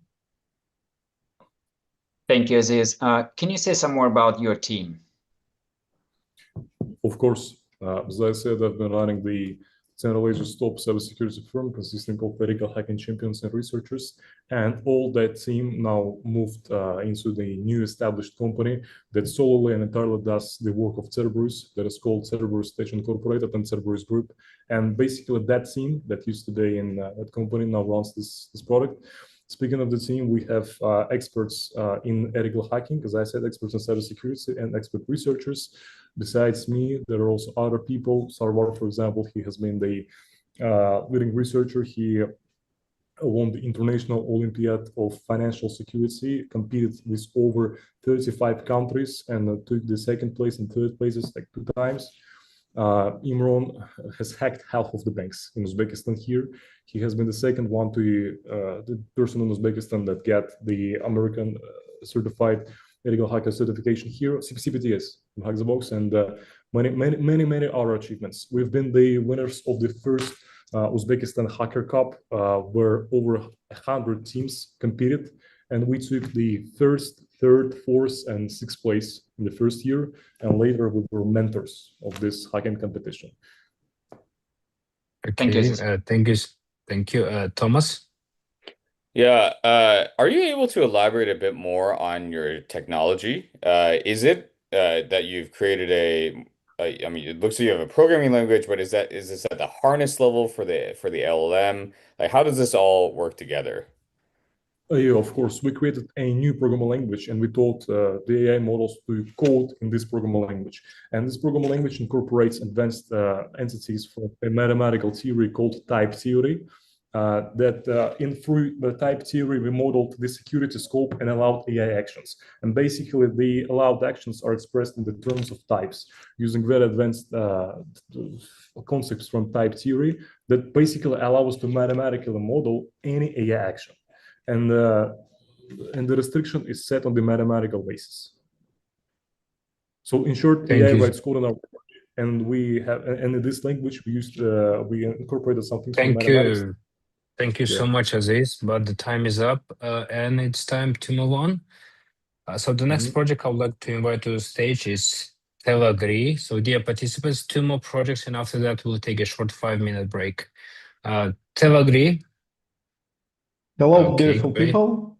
I'm here, and let me tell you the dent that we are making into the universe. Am I good to go? Yes, please go ahead. Okay. So agricultural lending is big business, but it's broken, particularly in emerging markets. So the fact is only 3 out of 10 farmers get access to the credit, not because banks don't want to lend more, but because they are afraid, because they lack the data, because banks cannot see the past performance of the farmer. They can hardly see the present, and it's almost impossible for banks to accurately predict what's coming. And that's exactly what Telegree is solving. We can look at any field anywhere in the world, and we can not only predict what happened there before, what's the condition today, but we can see what will be the farmer's future in terms of harvest and revenue, which is a gold information for the bank. So how we do it? Our proprietary algorithms created by our co-founder, UC Davis scientists, we merge 4 data: satellite imagery, climate crop, and local agricultural insight, and turn that into the score. So banks now have increased their risk appetite because they can see all the stages of development and they can see what to expect. That's why in the last 12 months, we already onboarded 6 banks. We are generating 250K, and they are about to convert into 2.6 million. But also what's very interesting to know that we already onboarded another vertical, which is Ministry of Agriculture of Georgia and Uzbekistan, trying our product as we speak. We charge 0.2% of the business of the portfolio of the banks, and so far they look happy about it. So our goal is to go from Central Asia, Caucasus, to Southeast Asia, Eastern Europe, and Latin America that will generate more than $140 million in revenue. But this revenue does not include other ways of monetizing the data, which is very interesting for other stakeholders as well, which are insurance companies, traders, input supplier companies, or World Bank type of organizations. There is competition, mostly from India, but what we do differently is we are not relying on farmer adoption. Instead, we are B2B or B2G, and we do high-value crops rather than doing cereals. So me and my co-founder, Valery, we have background on more than $40 million of agricultural project that we've executed. Conrad is from UC Davis. Lasha has done a six-figure exit already. And we are very proud of our investors who are also very helpful, all the way from founder of Glovo to Asian Development Bank that has recently joined us as an investor. Can't wait to hear your questions and can't wait to see you at TechCrunch. Thank you. Thank you so much, Irakli. Aidana?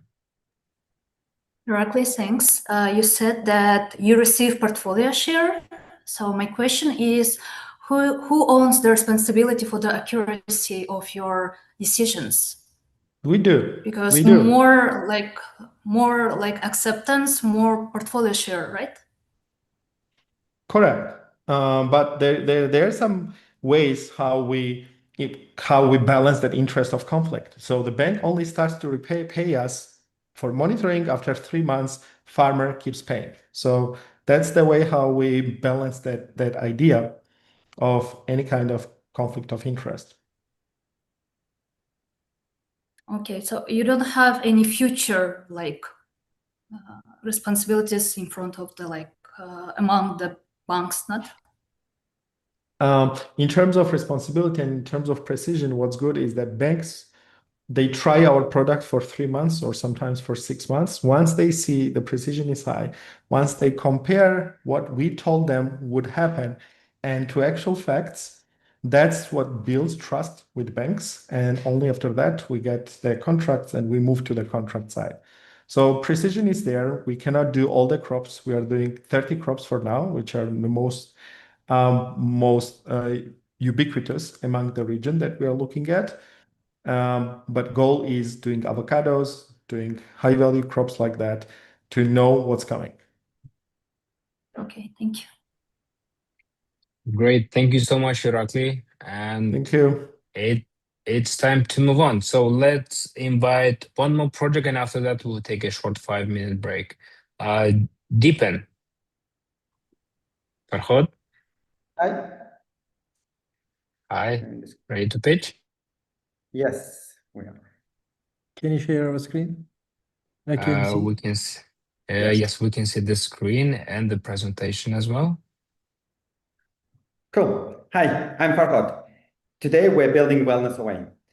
We know that wellness industry right now very fragmented. Gyms where the millions and millions of people go to change their lifestyles have no digital layer, no data, and very under digitalized. Consumer apps, they track our steps, they provide the exercises, however, they're not connected to the gyms. The wearables market, they measure our body, but don't understand our trainings.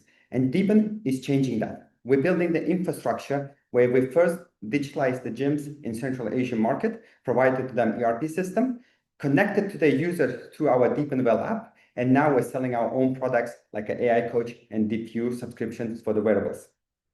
And most important things, we're acquiring all the over 70,000 members to our B2C product with a zero ad spend, because we're not just building an app, we're building movements, we're building communities where thousands and thousands of people running, engaging within our network and within our app.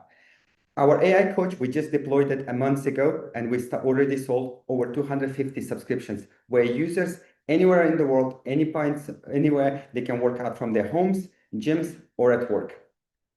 The wearable market is growing really, really fast because we know that right now the major tech companies investing a lot of money because they want to understand the users' data, how they're sleeping, recovering, and their fitness readiness. And we are no different. We're building our product, and we already, before we even launching in September, we already have over 4,000 interests and pre-orders for our product. And we're not just selling to the B2C clients. We know how to sell and talk to the big corporates, and we already have 4 interested with over 5,000 employees for our wellness project. And right now we're working with over 180 B2B businesses and there are 160,000 customers, and we're already operating in 4 different countries across Central Asia. Our revenue was mainly from our B2B SaaS product. To date, we were 15,000, but in 3 months, we expect to grow 4 times. The wellness market is really, really big because we know that after COVID, our behavior, how people start looking after their wellness is changing dramatically. More and more people starting working out and looking after their wellness. And right now in October, we're opening our next funding and we're raising 1.5 million to scale to another 4 countries and make a better AI infrastructure. Our team consists of experiences not just in IT and international business, and we also have huge background in fitness-related IT products, and myself especially, I'm a triathlete and completed 5 times Ironmans. And we're not just building another software, we're building the future of wellness. Great. Thank you so much, Farhad, for the presentation. And it's time to ask questions. Dear judges, do you have any questions?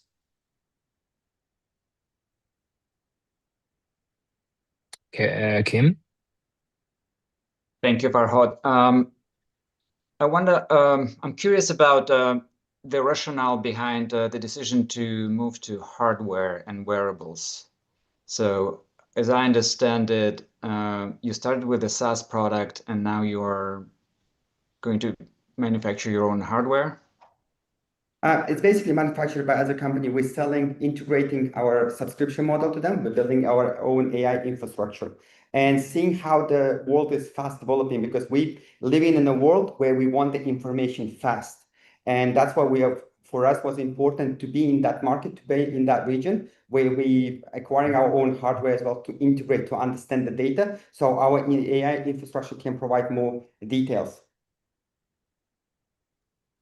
And how do you view competition? So you're competing with other SaaS products in wellness and with other wearables as well. So right now, every niche or the company have their own approach. Our B2B SaaS product is already growing on its own organically. And looking at the other wearable products, they focus on, let's say, fitness industries or sleep recoveries. Our focus will be engaging people. So more and more people can become active. We're just going to be nudging them to be more active. We're going to be monitoring their well-being, not just at the physical side of the things, but making them a little bit more active because the data right now around us, especially Central Asia, really, really bad with their obesity levels and cardiovascular diseases, and we want to tackle that. Thank you. Okay, great, Farhad. Thank you so much for the presentation. And thank you, everyone. We've now reached the halfway point of our original final. So let's take a short 5-minute break to stretch, grab some coffee or water, and we'll resume promptly in 5 minutes at 37. So let's meet at 7:37.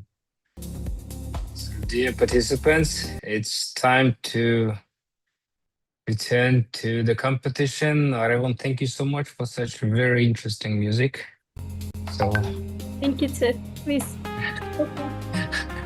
okay, so let's stop the music and move on to the next project. So the first thing before we start, I see Kevin is here, Kim is here as well, Abai, Isabel, Aidana, are you there with us? Thomas? Because we need to make sure that all the judges are here and Dalerjona is here, Thomas is here as well. Okay, cool. So great. Sino AI. Are you ready to pitch? Hi, everyone. Yeah. Hi. Great. Please start sharing your screen with us. Okay. We can start. Yes, please. Okay. Hi, everyone. My name is Alisher, and I'm a founder of Sino AI. Today, millions of people find serious disease too late and die from diabetes, oncology, and cardiovascular disease.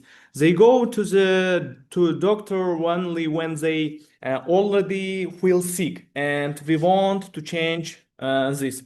Our solution, Sino AI, is a personal AI health assistant. We help people understand their symptoms, their health, find possible risks early, and know what to do next. AI looks at the symptoms, health history, test results, and gives personal recommendations for each user. We also launch Sinoband. It helps us collect biometric data every day and make our AI more personally. Our global B2C market is this one, so big, and for 5 years strategy, we want to scale to 11 countries from CIS, MENA, and Africa countries. Our business model is simple. We work with a B2C subscription, $72 per year, and next, our monetization channel is B2B.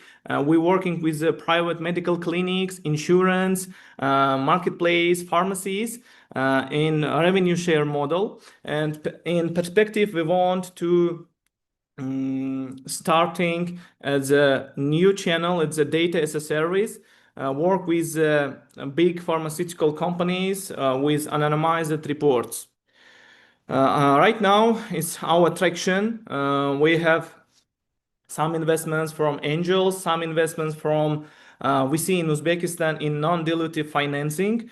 And right now, we on pre-sale, we realized more 1,000 premium subscriptions and working in 5 regions in Uzbekistan. It's our growth of key indicators. We grows from June because we pivoted in our business model. Our expansion roadmap, first of all, we scale in Uzbekistan, and next stage in Central Asia, Caucasus, MENA, and Africa. Right now, we testing in new markets. It's Kazakhstan, Kyrgyz Republic, Tajikistan, and Azerbaijan. Our team is behind all this, a strong team in AI, medicine, mobile development, and marketing. Alisher, thank you so thank much. you. The time is up. Yes, so it's time to ask questions. Okay. Do you have anything to say? Hi, Alisher. Okay, Kevin. I have a question. Yeah, thank you for the presentation. Tell us more about competitors and your competitive advantage. Okay. First of all, we have a global competitors like Whoop, K-Health, Altip, Fitbeer, or Garmin, and main advantage is we combine in our in one place. It's AI triage using data not only for recovery or fitness or sports. Majority we using this data only for health sector. Like we working only with oncology, diabetes, and cardiovascular disease for prediction. Okay, got it. Thank you. Okay, thank you, Abhay. Kevin? Great presentation. Could you tell me more about your team? Yeah. Me is the founder and experience in another startup project in Uzbekistan, like Mutawla. It's audible in Uzbek language. For our data and for our AI learning, is the head of this department is Nilufar Nasrjanova. She has experience in Siemens and background in the Pentan LLC in Atlanta. For medical data and for medical experts, work Lobar Abdullaeva. She's a medical advisor. Shahzad Toshbayev is the CTO, and Mahlara is the CMO. All of the team is 20 people, 20 teammates. Oh, great. Thank you so much, Alisher. Thank you. Thank you, our esteemed jury panel. And it's time to move on. The next project I would like to invite to the stage is Firmopolis. Okay, great. We can see the presentation. Navrazal, we can hear you, but we can see the presentation for sure. Navruza, you here with us? If you're speaking, you're on mute. Yeah. Can you now hear me? Okay. Yes, we can hear you now. Great. Thank you. Hi, I'm Navruza, founder and CEO of Firmopolis. It's an honor to me to present my startup today among the top 22. Firmopolis is an AI-powered marketplace connecting farmers directly with consumers and wholesale buyers. In Uzbekistan, currently there are 5.5 million smallholder farms, and yet up to 60% of farmers sell through middlemen at below market prices, and 20 to 30% of their harvest is simply lost. At the same time, buyers struggle to reach farmers directly. We surveyed more than 250 farmers and consumers and confirmed this gap firsthand. And this is $1.5 billion opportunity. Firmopolis connects all three sides on one platform. Farmers get direct access to demand, consumers get farm fresh products at fair prices, and wholesale buyers get verified farmers, transparent pricing, and reliable supply, all in one place. Our core mechanic is simple. Buyers pre-order future harvests and save 20 to 40% compared with market prices. Farmers get funding upfront so they can plan production with demand already secured. And the subscriptions turn those individual orders into recurring predictable supply. We are building AI into every layer of our marketplace. Specifically, smart RFQ matching connects buyers with the right farmers. Harvest and pricing forecasts help farmers decide what to grow, when to harvest, and when to sell. Our serviceable market in Uzbekistan is $400 to $600 billion with a realistic near-term target of 20 to 35 million. Today, farmers rely on a middleman or informal channels like Telegram, and grocery apps don't work directly with farms. And Firmopolis combines verified farm direct supply, retail, and wholesale. We take 13% commission on retail, 5% on wholesale deals, and individual custom price for promotion. Our pilot generated over 50,000 in GMV and brought in 300 paying users, and we are now scaling our supply, targeting 50 partner farms by the end of this month. We also get some grants from Ministry of Agriculture and Innovation Fund, and overall it was $50,000. In the next 12 months, we're aiming for 3,000 monthly active users and 50 wholesale buyers. But our bigger goal is to build a strong national brand for farm products, selling to local chain stores, restaurants, wholesale channels, and exporting abroad. Our team combines deep expertise in software engineering and agri-expert, over 10 years of experience in each field. Thank you for your attention. Now I'd be happy to answer your questions. Thank you, Navruza. Dear judges, any questions? Hi, team. My name is Jasur Beginkolov. I work as investment manager at IC Park Ventures. So thank you for your presentation, Navruza. I have a small question. In my understanding is that your platform is similar to Marketplace, where you connect both farmers and wholesale buyers. So what I'm interested in is, do you have necessary contacts? So networking with farmers or wholesale buyers, because you will need to have a process of connecting them, both wholesale buyers and farmers. Yeah, thank you very much for your questions. Yes, we have currently a network of farmers who are already exporting their products to CIS countries. And also we have Dildora Atajanova in our team. She has 10 years experience in agriculture sphere. So she has a huge expertise in agriculture and how to export. She herself export for hundreds of $1 million annually. So yes, but of course, if you can help us to scale this network, we would be happy to cooperate with you. Thank you.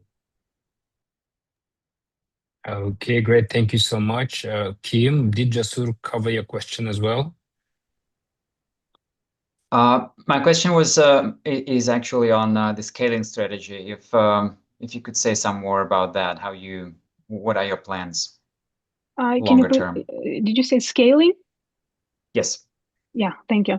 Yeah, now we are focusing on Tashkent, and we're cooperating with farmers from Tashkent and some regions. So when we have a strong compliance procedure and good network, then we are scaling nationwide.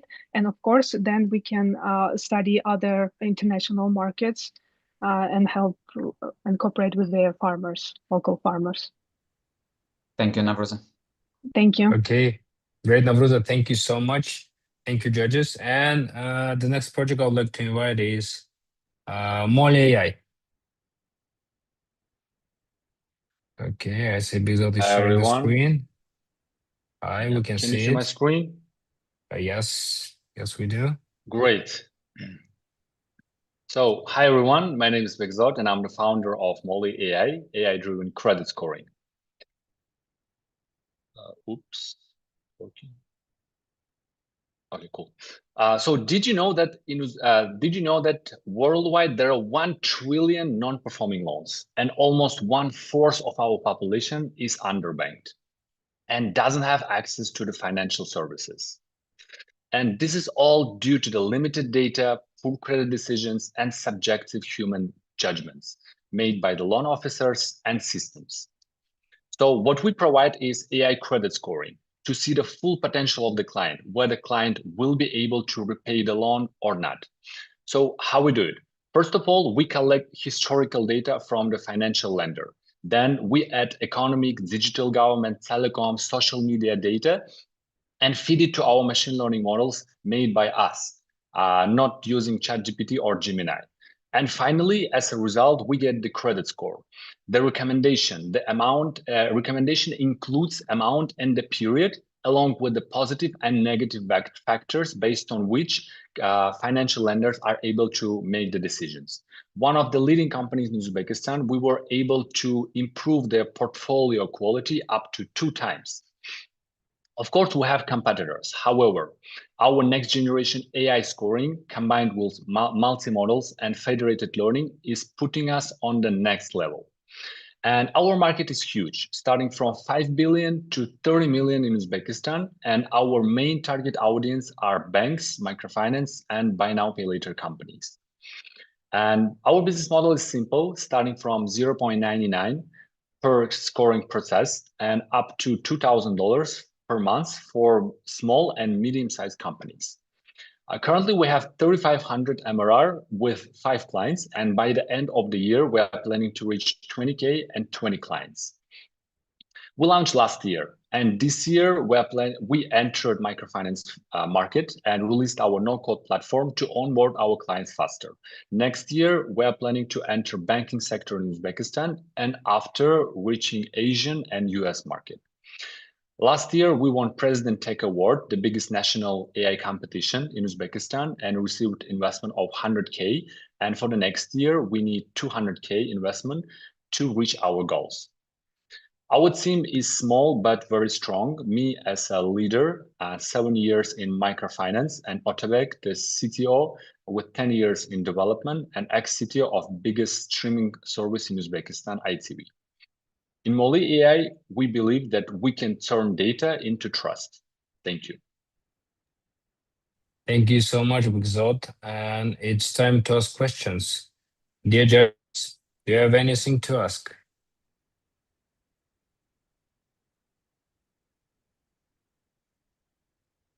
Kim? Thank you, Begzot. Can you say some more about sourcing your data, especially as you think about scaling and expanding into other markets? Sorry, one more time. Can you say some more about sourcing data for your model, especially as you scale to other geographies? Yes. So currently, each country has a credit bureau, their national credit bureau. So first of all, we use credit bureau.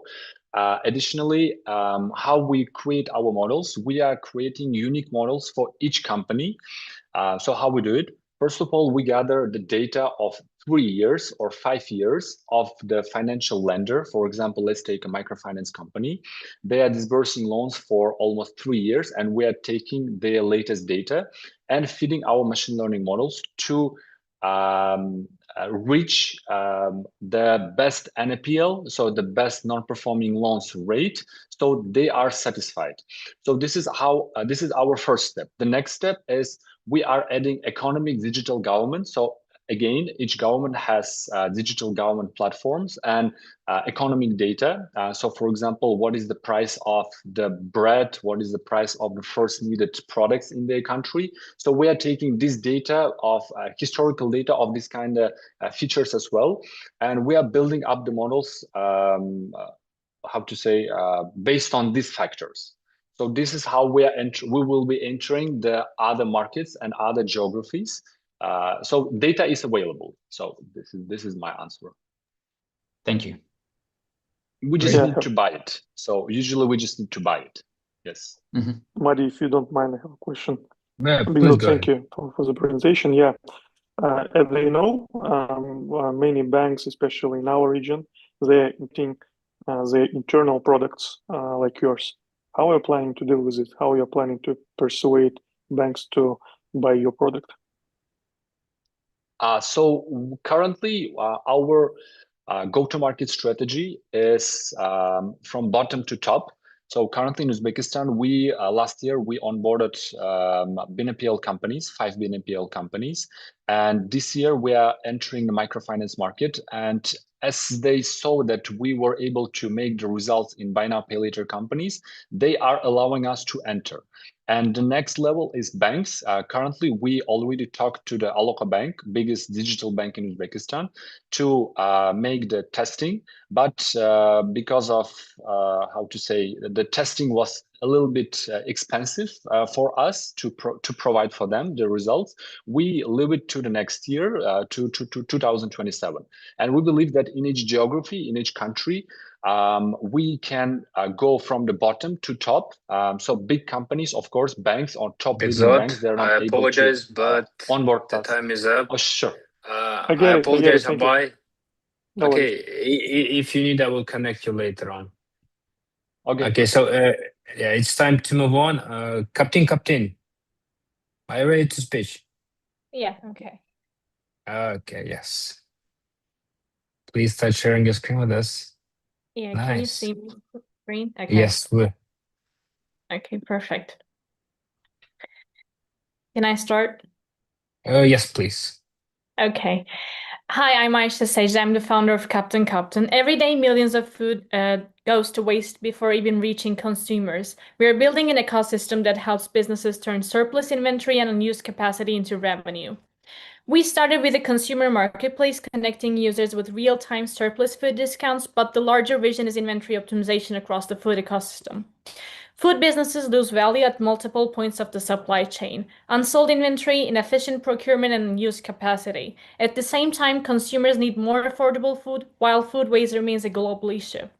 Captain operates through 2 connected solutions: our B2C mobile application and our B2B platform. Our application works through 2 models. For restaurants, cafes, and supermarkets, we offer surplus food deals through takeaway or dine-in, and for packaged FMCG food, surplus products are shipped directly from producers to consumers nationwide. And our newest platform, which has been only 2 months, our B2B platform connects suppliers with buyers, especially HoReCa businesses, combining wholesale procurement, logistics, and inventory optimization. And most importantly, this is already live with around 20,000 users and daily 400 active users and more than 500 contracted businesses in Ankara, Istanbul, and Izmir. And we've done this with only $8,000 spent for ads. And our growth plan is ready. We're expanding our B2B and inventory optimization infrastructure, adding nationwide FMCG shipments, and eventually expanding into other industries. We've also built partnerships across payments, logistics, sustainability, and etc. And our mobile application is free to users and only 7% commission for the businesses, whereas our B2B model, it works with subscription with annual commitment. And this creates this much larger opportunity than a discount application Turkey is our validation market, while the US represents our next scale opportunity. Our financial plan targets 700,000 users across Turkey and US by year 3 with $1.4 million in commission revenue. We do everything in-house from software, business development to marketing and sales. We have an advisory board with experience in global e-commerce, FMCG, AI, and etc. And existing players typically solve only one part of the problem, whereas we solve 3 different layers: consumer demand, B2B supply, and inventory optimization. We have remained bootstrapped while securing grants from Turkish government and global programs. And we are now raising a $1 million for pre-seed. Now we're valued at $4 million. And with our projected growth, we see the potential to reach 14 million by year 3, showing our roughly 3x potential return for early investors. Our vision is big: to build the technology layer that connects demand, supply, and inventory intelligence across the entire food ecosystem. Thank you. Thank you so much for the presentation, and it's time to ask questions. Dear jury panel. Kevin? Hey, fantastic presentation. Question that I have is what does your $1 million raise get you in regards to runway and then accolades? Sorry, I couldn't understand. What does your upcoming raise, what does it get you? What is your use of funds? Yeah, the raise will be used for the marketing, sales, and the technical stuff. We're going to expand the marketing model currently based on just social media and physical campaigns. And we're going to use our incentives and performance bonuses for captain. And additionally, we're going to use it for the technical reasons as well. We made everything in plan. Thank you. Thank you. Okay. Great. Thank you so much for the presentation. And it's time to move on. Thank you. Podpisывайтесь. Amen. Are you ready to pitch? Yes, I'm ready. I'm just sharing my screen. Yes. Can you see my screen now? Yes, we can see it. Okay, great. Then I'm starting. Hi, everyone. I'm Ayman, founder of Podpisывайтесь. At Podpisывайтесь, we are the best companion for travelers. We provide connectivity services for travelers and traveling devices like IoT devices. Before that, we just provide our services on a physical way. We just provide physical SIM cards and mobile Wi-Fi rental solutions for travelers who come to Turkey. After that, the eSIM technology has been arrived and just being so crowded area. So we pivot our business to Pocket eSIM, and now we already reach more than 1 million users. And our future goal is we want to become the virtual operator of who can connect anywhere around the world. And also we are trying to get connect with the satellite connections at the same time. Our team has a great experience in both telco and marketing. Akif, our other co-founder, has experience in marketing also, and I'm experienced in the telco business. Furkan is our CTO and has experience in the telco and also the CS. Our business model is working like we're just agreed with at least 2 telco operators in any country and working in 195 countries. And we are just, we have customers from all around the world through our B2C app website and also our B2B solutions like API integrations, dashboard solutions, and affiliate partnerships. The global roaming market was $10 billion at the past and expected to reach $20 billion in next year. But at the same time, travel eSIM market is growing more than 80% every year. So this take a little bit while, but I can say that Podpisывайтесь is focused on the customer experience, both for B2C and the B2B. So our customer has just need 30 seconds to get connected anywhere around the world. Our marketing strategy is just based on our AI solutions because we are gathering our own data and also the global trends for traveling routes. And we just gather it together to make advertisement companies. So we have very little budgets at the beginning and we can reach lots of customers in a very short period.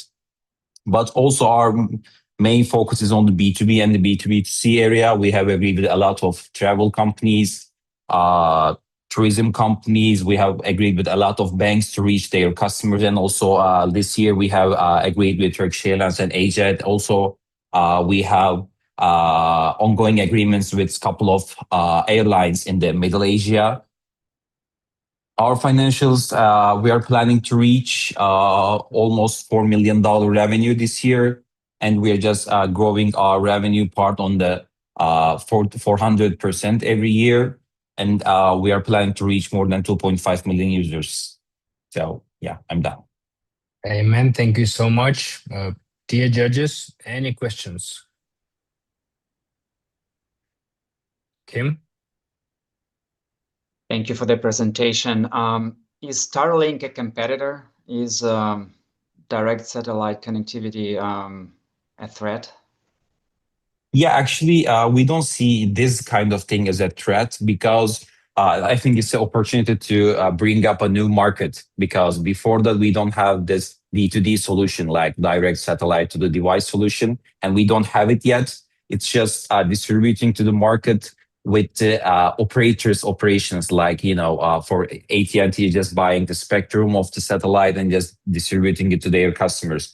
Actually, it's a new market and a new opportunities for us, because we can now meet our customers with connectivity if there is no signal around. So I think this is an opportunity for us. Thank you. Thank you. Kevin? Great presentation. Could you tell me more about your background and why you're suited to do this? I'm a business administration major, and actually I'm the one who just managed the operations and the marketing part at the same time. It's just an idea when I visit Ghana. So I'm just really struggled about getting connected in Ghana. So after that, me and my partners started to find a solution for in the beginning in Turkey, the tourists who come to Turkey, we just make a solution about some physical thing. But now we can reach more than 175 countries, and we have more than 1.5 million users. So it's just a self-struggling problem becomes a business for us. Thank you. Okay, great. Thank you so much, man. And it's time to move on. Thank you very much.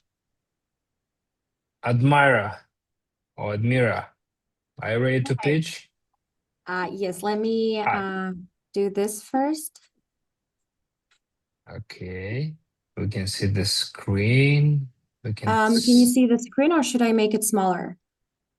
So we cannot see the full screen, unfortunately. Okay, let me hang on a second.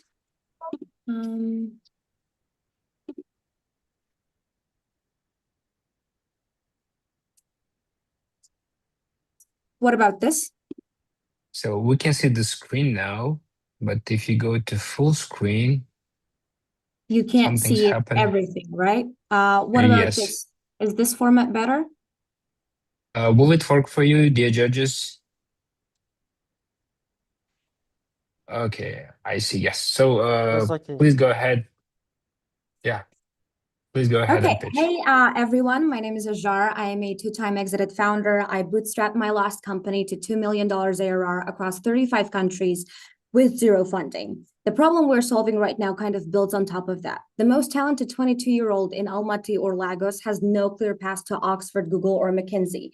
The information exists. It's just scattered across outdated portals and predatory agencies. And despite ChatGPT and Claude literally putting information at everyone's fingertips, people still pay up to $100,000 for Ivy League coaches or career coaches, because information isn't expertise, and neither is a database. That's a $100 billion market with zero infrastructure.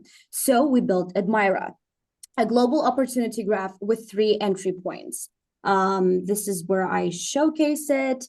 Participants come in free. Our ML matches them to global opportunities and builds a personalized roadmap. Experts plug in to the journey with the participants' full context already loaded. That's never been done before. And institutions and companies pay to access pre-qualified talent they cannot find anywhere else. Everything that happens on the platform feeds the graph that gets smarter with every single interaction. The product is the graph. The platform is how we build it. Now, the next version is the founder proof. I didn't, how do I know that this is the market needs? I didn't just research the market. I operated inside it for years. I personally guided over 20,000 people through paying clients through admissions and career placements across 35 countries while building a 300,000 user base. That's not a survey, that's market validation with dollars attached. The business model is quite ingenious. Participants enter free with premium features for power users. We monetize the supply side. Institutions pay to access our talent pipeline. Experts pay listing fees plus 20 to 30% of commission per session, and we license the Graph API. The traction is impressive too. Our MVP is ready. Within a month, we had over 10,000 users and 200 experts join the waitlist. 5 communities of 50,000 plus people are committed to beta distribution. And the most important thing that changed since the last time I pitched is we're now backed by Antler and Inception, and we've already had acquisition interest pre-launch. We also have over $100,000 in B2B contracts lined up for when we launch. The founding team is people who actually done both sides that we're trying to build now. My co-founder, Emily, is a computer science PhD leading AI and ML at Teradata. I spent years scaling this market before. So she builds AI at enterprise scale. Together, we already built both sides of Admira. LinkedIn, the moat is that the LinkedIn map professional identity after employment. We map potential before the trajectory is decided.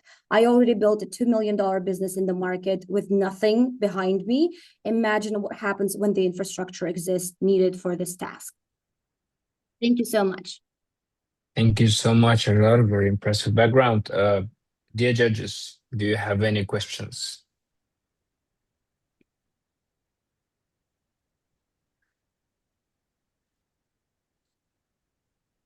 Okay, Kim. Thank you for the presentation. Who is your competition?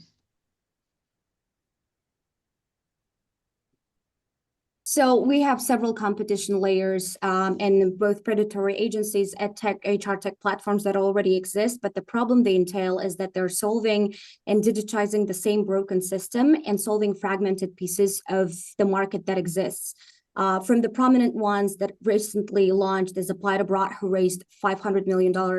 It's Leland, Stanford-based, Stanford-funded and scaled startup that's only a marketplace with no prediction layer. So there are a lot of adjacent competitors, but we are building the infrastructure that has never been built before by disrupting the market and hopefully getting rid of the predatory prices of hundreds of thousands of dollars.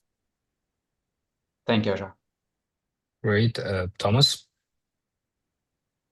Yeah, thanks for your presentation. So why focus on the early career market? I mean, it's a market that's currently undergoing some forms of disruption, right? And I think it's very high volume. But curious as to why you didn't focus on, say, mid-career or senior talent. So it's a valid question.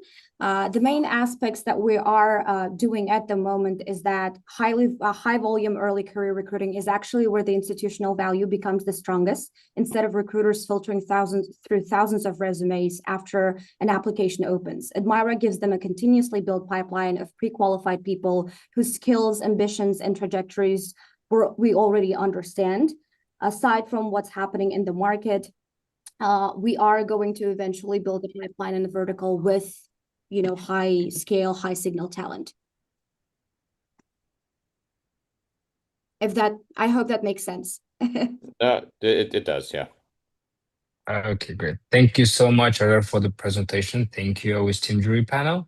And it's time to move on. Solward, are you ready to pitch?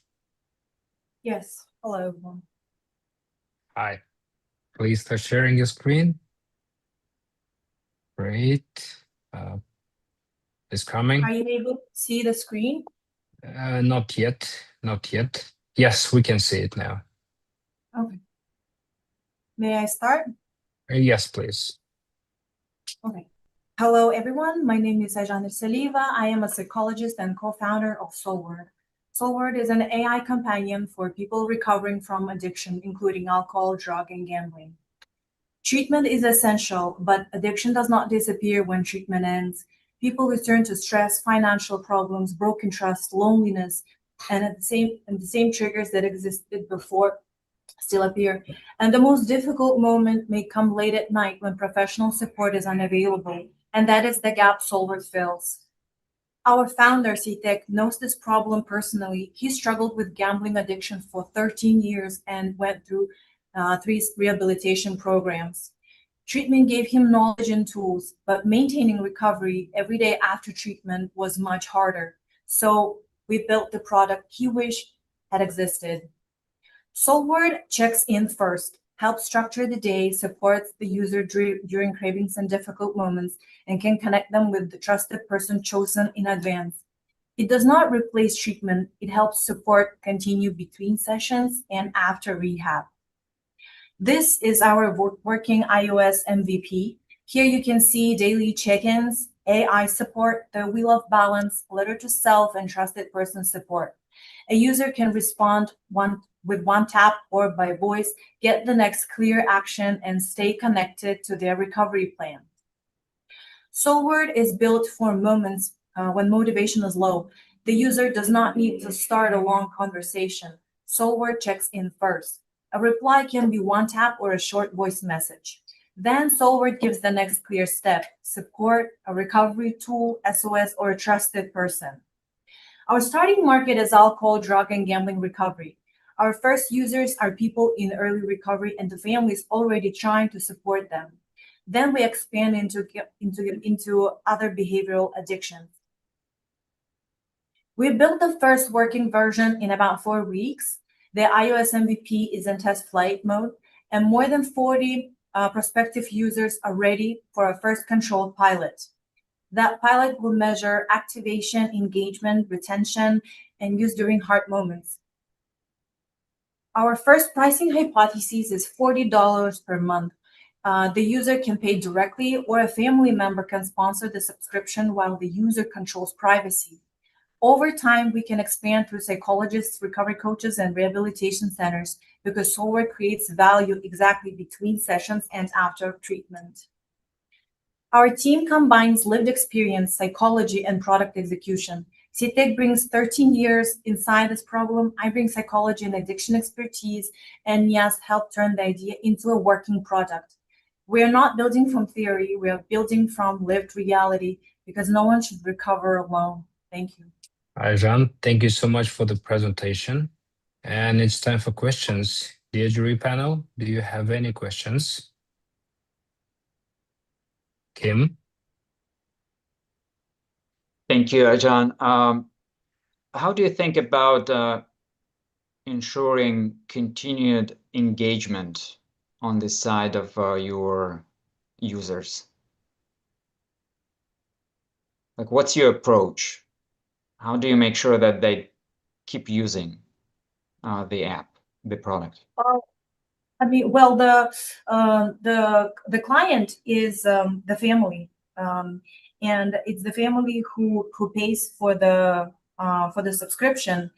So the only thing that the user, the addicted person, has to do is to continue using, considering the fact that he or she understands the problem and is willing to put an end to it. So basically, all of the people who come for treatment must already know they have a problem and must be willing to get rid of the problem in the first place. Okay, thank you. Okay. I have a question. Yeah, thank you for the presentation. As they know, this kind of addictions are typically treated in some kind of controlled environments like rehabs, right? And how effective do you think a digital application can be? We hypothesize that it creates some sort of virtual controlled reality, more controlled than what people who come out of the rehabilitation live in. So there is some structure and someone to report to, some kind of boundaries, some kind of responsibility. So we hypothesize that it is effective. Okay, I see. Thank you. Okay, great. Thank you so much, dear founders, for the presentation. And it's time to move on. We still have 4 projects left. MVS XAI. Are you ready to pitch? Of course. Hi, everyone. This is Ali Al-Marjabi, founder and Hi, CEO. Ali. I'm from Oman. Great, Just please. want to clarify this because you guys mentioned from Qatar, so I'm from Oman. Thank you so much. We can start. I will share the screen. Let's start.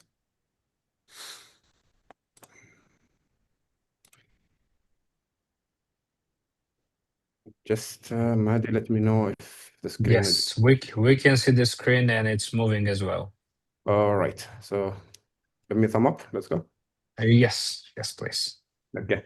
Today, camera are everywhere, whether that you are walking in the street or in the airport trying to travel, or even middle of the energy facility, middle of the sea.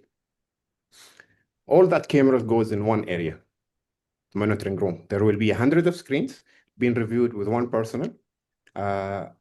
Just imagine the overload and the task that been given to this person. To go in one layer down to understand the problem deeply, there will be 100 of screens who need to be reviewed. The miss hazard, the person need to review which kind of hazard is happening, compliance burden. So the same person need to audit that and compliance with it. Again, jump into system to system just to have the full report in. And here where MVS comes. We take all the existing CCTV, drones, and body cam in one unifying supercomputing platform, which will give you a real-time detection, live access to live camera monitoring, automated incident reports, AI safety analytic, plus multi-location tracking with 1 or 10 sites that you have in one unified interface system without changing your existing infrastructure. Just give you a live demo how the system works. We can detect the infrastructure need or the industry need from a person wearing the compliance PPE or even unattempted objects. Proudly to say that we have deployed our system with our largest logistic company in Oman, and this is zone 1. They ask for headcounts plus compliance of PPE or HSE protocols. When it comes to the market size of surveillance, we are focusing in GCC due to oil and gas. It holds around 1 billion. Just to give you a bottom up, in Oman itself, we have more than 400 industrial and logistic facilities. That number is huge. When it comes to the business model, we make money easily, starting from 150,000. That includes software integration, service level agreement, more on. We differentiate ourselves by putting human in the loop. So the officers at the site, they can put their comment, system will improve to fit the site itself. On-premise deployment, the data will be secured. Brand agnostic, we can work with any brand camera available at site, even its mix. We're proud to sign with the largest oil and gas and logistic companies in Oman to start with a pilot and full rollout as soon as possible. Plus, we have already expanding our presence as a full incubation with Qatar QSDP, Saudi Arabia with Tehran Tech Valley. We're going to have a full year incubation. As I said, our roadmap is clear. We already started our 2 pilots. By end of this month, we're going to activate the other 2 pilots, and we expect full rollout by the end of this year. When it comes for all this vision, collectively, as a founding team, we bring more than 35 years experience in oil and gas supply chain, digital transformation, and computer vision. We have already closed our first seed round with the largest telecom company in Oman, Omantel, and we are looking for strategic partner and global investors to expand our presence globally. Thank you so much. Ali, thank you so much for the presentation. Dear judges, do you have any questions?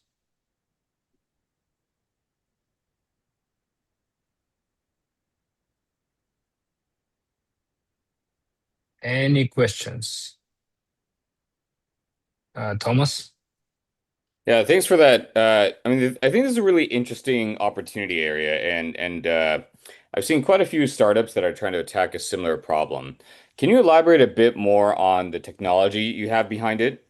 Like, are you using your own models or your own software? Like, obviously, it takes a lot of work to integrate all the different data feeds. Can you just talk a bit more about how you're approaching that?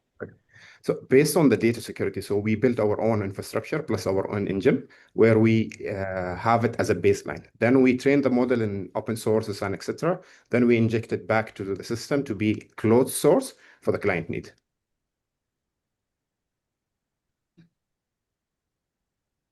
Got it. Just out of curiosity, what image or video language models are you using for this?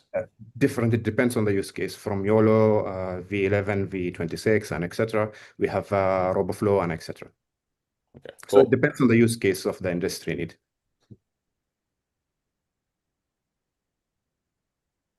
Okay. Hi, thank you. Can you please tell us more about your team? My team? Okay, as I said, myself, I bring the experience of oil and gas and project delivery. I have a partner with me, he's in operation. Plus our CTO, he brings more than 20 years experience in project delivery, AI, and as well digitalization and computer vision. And I have a team of 8 members from AI developers, computer vision, and even a QA part when we validate the data that we have. Thank you. Bye. Okay, Ali, thank you so much for your presentation. Dear judges, thank you for your questions. And now we still have 3 projects left. Suri, are you ready to pitch? Yeah, I'm ready to pitch.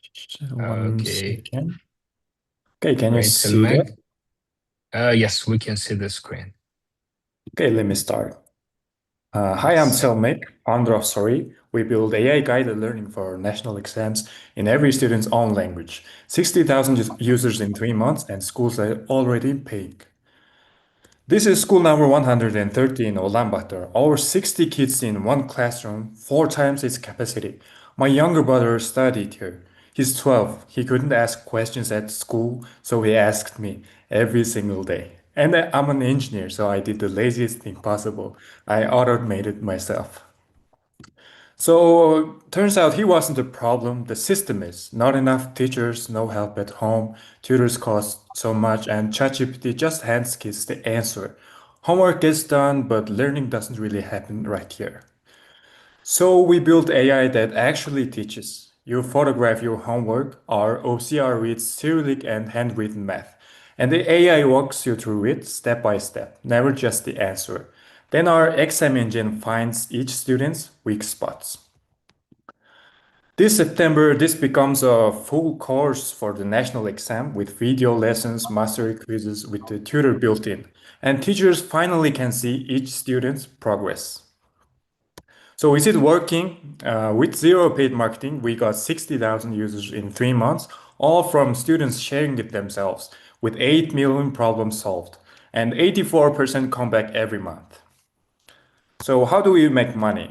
Consumers subscribe and schools pay $42 per student per year per subject. And in our first week of selling the September program, we made 4 times our monthly revenue already. So the growth is very good here. And this is just the start. 800,000 students in Mongolia, 15 million right next door, same crowded classrooms, same national exams. And we haven't even entered yet. So people are noticing. This summer, Y Combinator selected me for their startup school in San Francisco. I flew 20 hours to be there and learned from Sam Altman and Jensen Wang in person. And the YC partner told me, I hope you become the first Mongolian company go through YC. So it's very inspiring to me. So who's building this? I'm a 2-time ICPC medalist. Our engineer was top 129 in the world, #1 in Central Asia. Our CMO grows brands to 3 million views a month. And our advisor is Mongolia's first MIT graduate with a Stanford Master's in Education. This team can go global, in my opinion. Here's what I believe. Every student deserves a quality education in their own language, no matter where they're born. Big tech isn't building that. We are. So 60,000 users in 3 months, 2 revenue streams, a pre-sold September launch. So you can try it yourself at sorry.ai. Thank you. Thank you so much, Selmek, for the presentation. Our esteemed jury panel, do you have any questions? Aidana? Thanks for the presentation. Do you have any regulatory burdens in order to get into schools? So in private schools, it is no problem because there's no government involved. But if the government involves, we have as you can see, our angel investor is a board member at Mongolian Private Schools Association, and he has connection to government. So we're kind of selling as you can see here, we're in talks with the government to a whole province of students who is ranked the least at math in Mongolia. So yeah. Okay, thank you.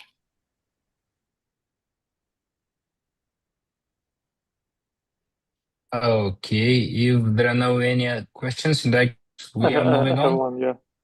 Okay, Abhay, please go ahead.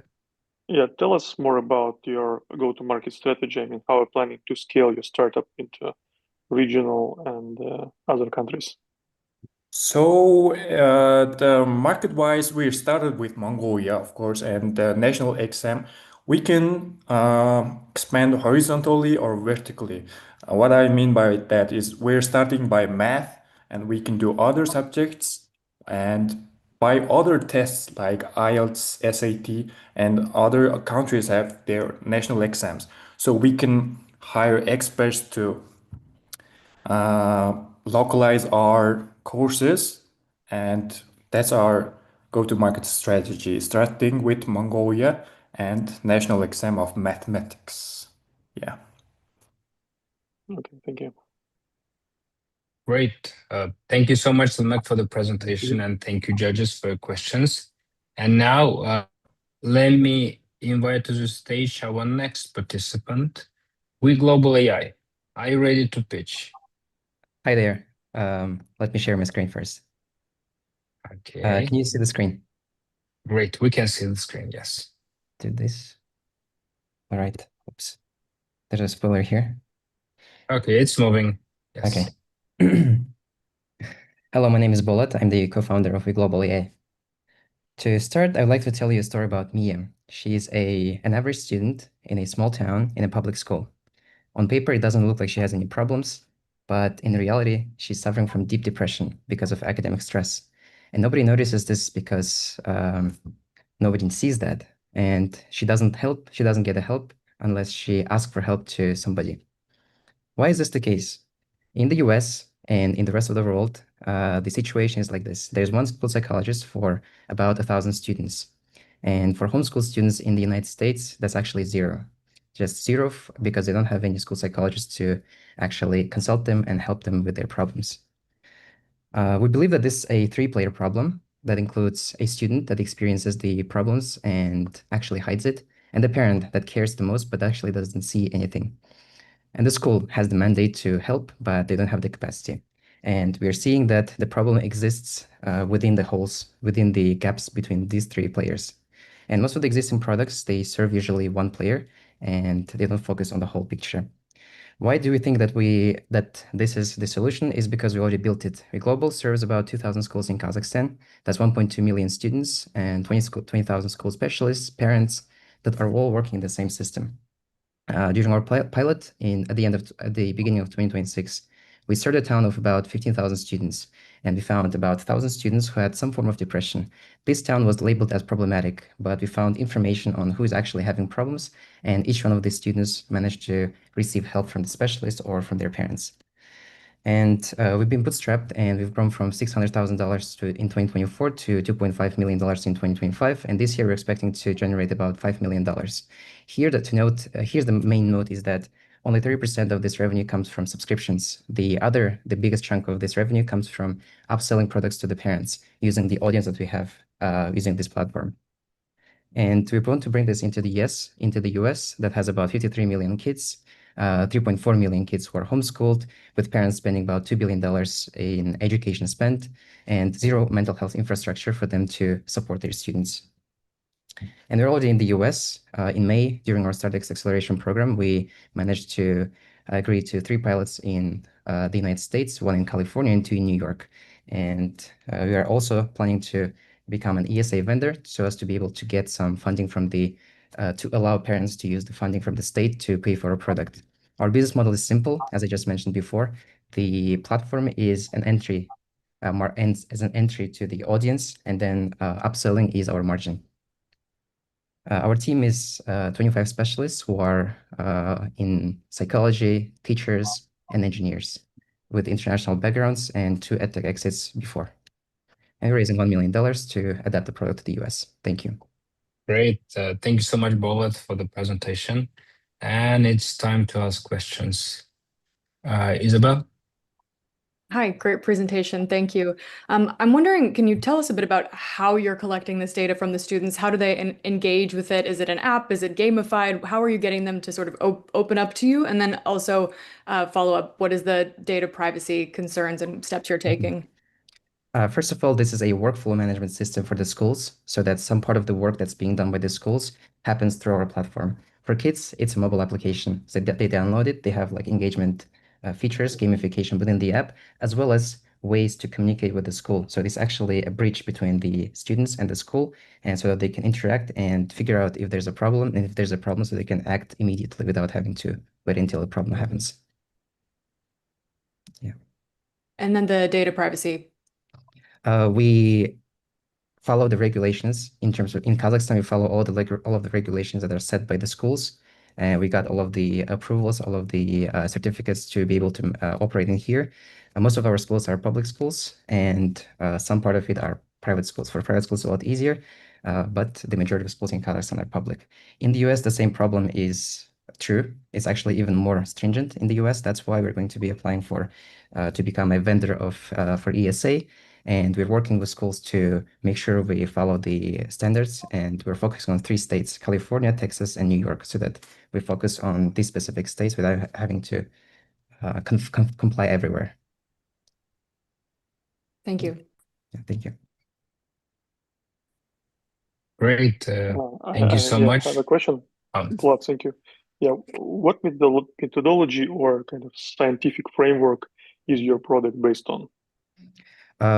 Because schools have certain mandates in terms of students' mental well-being, they provide the methodologies as well as the ministries of education, all of the other institutions. We basically use them to provide whatever methodology they are supporting and willing to use with students.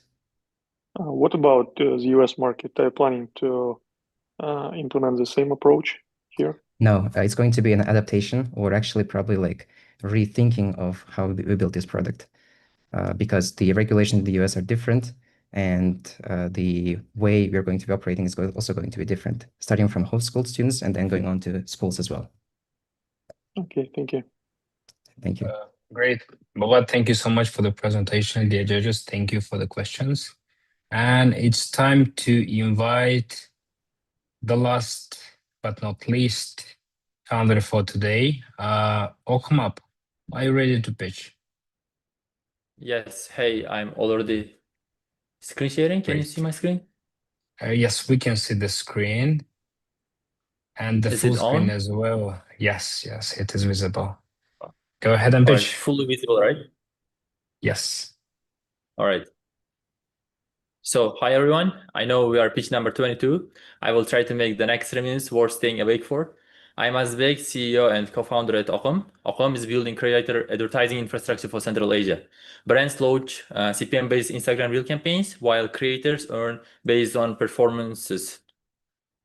So here's what we are doing. Today, creator advertising is extremely fragmented. Brands have their issues, creators have their issues. Brands, they are failing to manage creators, briefs, and approvals, everything through Instagram DMs, and often pay before even knowing the result. On the creator side, they face unclear payments and scattered communication because it's all in Instagram DMs all the time. The problem is not demand. The problem is the infrastructure. Okhom standardized this process. Brands create a campaign, set the budget and CPM. Creators apply, content gets approved and published, and then Okhom verifies the performance and processes the payouts. Everything happens in one platform. Here is how we do it. Behind, we have 3 layers: the brand campaign engine, the creator app, and our verification and payout infrastructure. Here you can see the market size. Creator advertising is already at $41 billion in US, in whole global market, with around 8 billion in short form creator campaigns that we can focus. And we have started very small in Uzbekistan and in Instagram Reels only. Our first 100 brands represent an initial opportunity of around $4.8 million. Our key difference is that we are not a simply board for advertisements. Okhom manages full transaction, from campaign creation to content approval to verified reach. We verify all the views, and creator payout. We turn an unpredictable process into somewhat structured advertising product. Our advantages come from trust infrastructure, end-to-end execution, and our growing local network and data. As more campaigns run through our platform, we collect more verified performance data and improve our execution. Our business model is very simple. We don't sell software subscriptions. We take a share of the campaign volume that we manage. So we earn when advertisement money flows through our system. How we build supply and demand. For creators, we build supply through education, community, and useful tools like auto replies, like LinkedIn bio tools, and everything is free education basically. And for brands, we started with direct sales, partnerships, prove results, publish case studies, grow through repeated campaigns and bigger budgets like each time they repeat a campaign. Meet our team. Me personally, I worked on international investment projects to Uzbekistan involving more than $2.6 billion. Yusuf brings us startup and product experience. He was working in A16 backed double speed startup in AdTech, and Jamshed is our CTO. Azizbek, thank you so much for the presentation. Our esteemed jury panel, do you have any questions?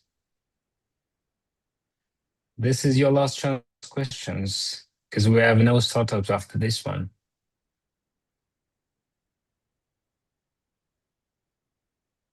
Isabel?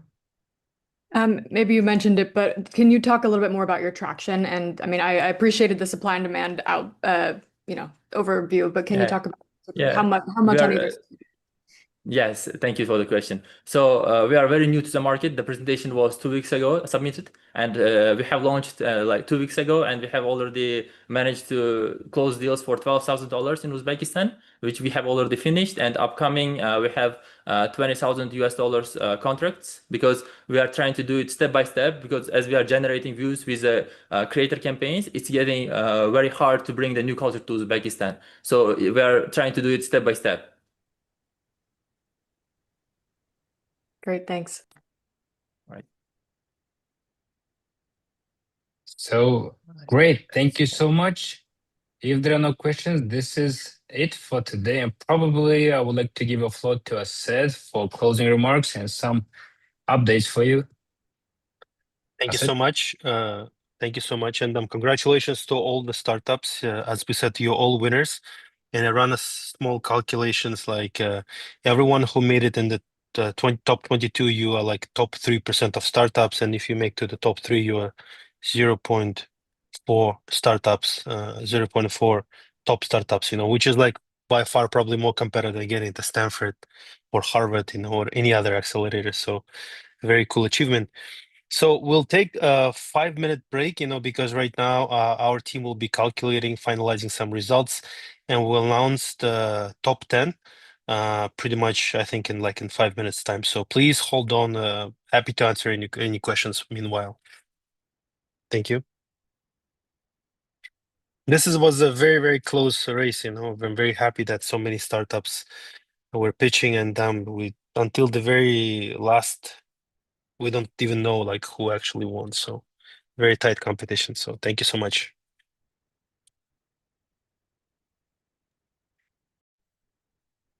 Kevin, please grade the last startup. It's been a very, very tough competition. So many great startups, so many great founders. So we're sure that the best ones will win, but everyone is a winner anyways, because then everyone gets 10K credits from OpenAI. Thank you so much to Thomas. I think 10K will go a lot, especially in the early stage for startups.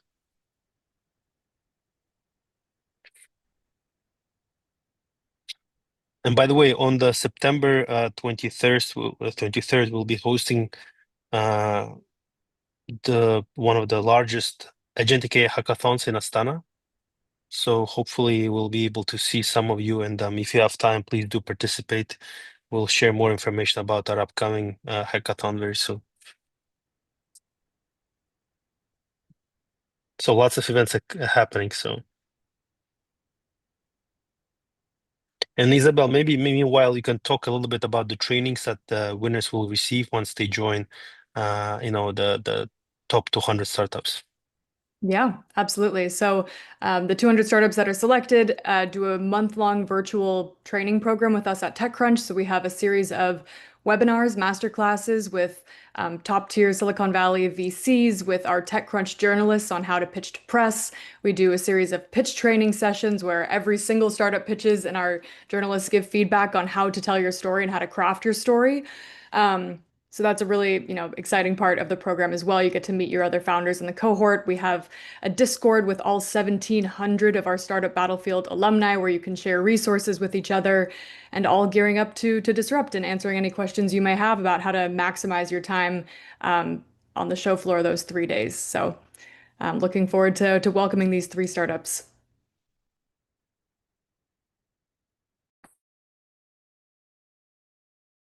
Great. Thank you so much, Isabel. Last year was a really, really cool experience. We had some really cool startups visiting, and then we'll have our Silk Road Pavilion at TechCrunch, and hopefully we'll be able to bring more startups to exhibit there, so kind of October is always the best and the busiest season for us, because we get so many founders, so many cool startups. And then Thomas, I will connect with you about the credits, right? So kind of will take a little bit of time for us just to make sure that we onboard everyone. Cool. Great. Okay, and Marie, let us know whenever you are ready. So, and yeah. So how much time do we still need?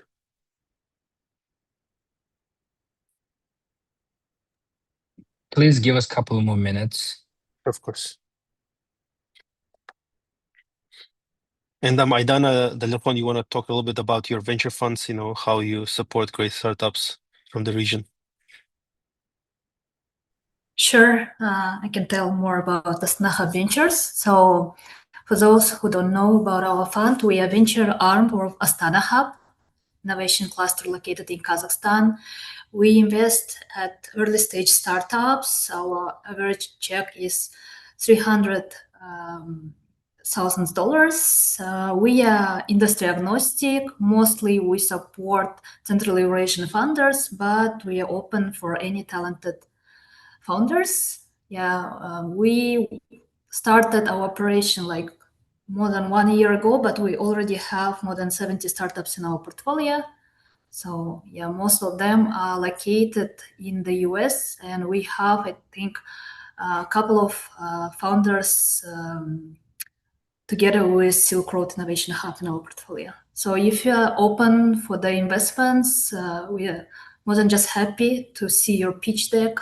Please reach out. Great. Thank you. Thank you. And I know Astana Hub Ventures are very fast in making decisions. So sure. We're trying and Delefon, you want to talk a little bit about IT Park Ventures, please? Sure. Hi, everyone. Once again, we are a government-backed VC fund located in Uzbekistan, based in Uzbekistan, with a capital from initial capital was $10 million. Then this year, in 2026, we raised it to $30 million. And we are sector agnostic, and we are like average check size is from 50K to 3 million. So we are looking for a startup pre-seed stage up to Series A. And now we already deployed about $10 million. We also act as a fund of funds. We are always, if there's some fund willing to scale to Central Asian region to Uzbekistan, we are ready to match the attracted amount of the capital here in Uzbekistan. So now we have more than 70 startups in a portfolio and still running for 2026 and 2027. Great. Thank you so much, Delefon, IT Park, and thank you for your support. And always pleasure to work with IT Park Ventures.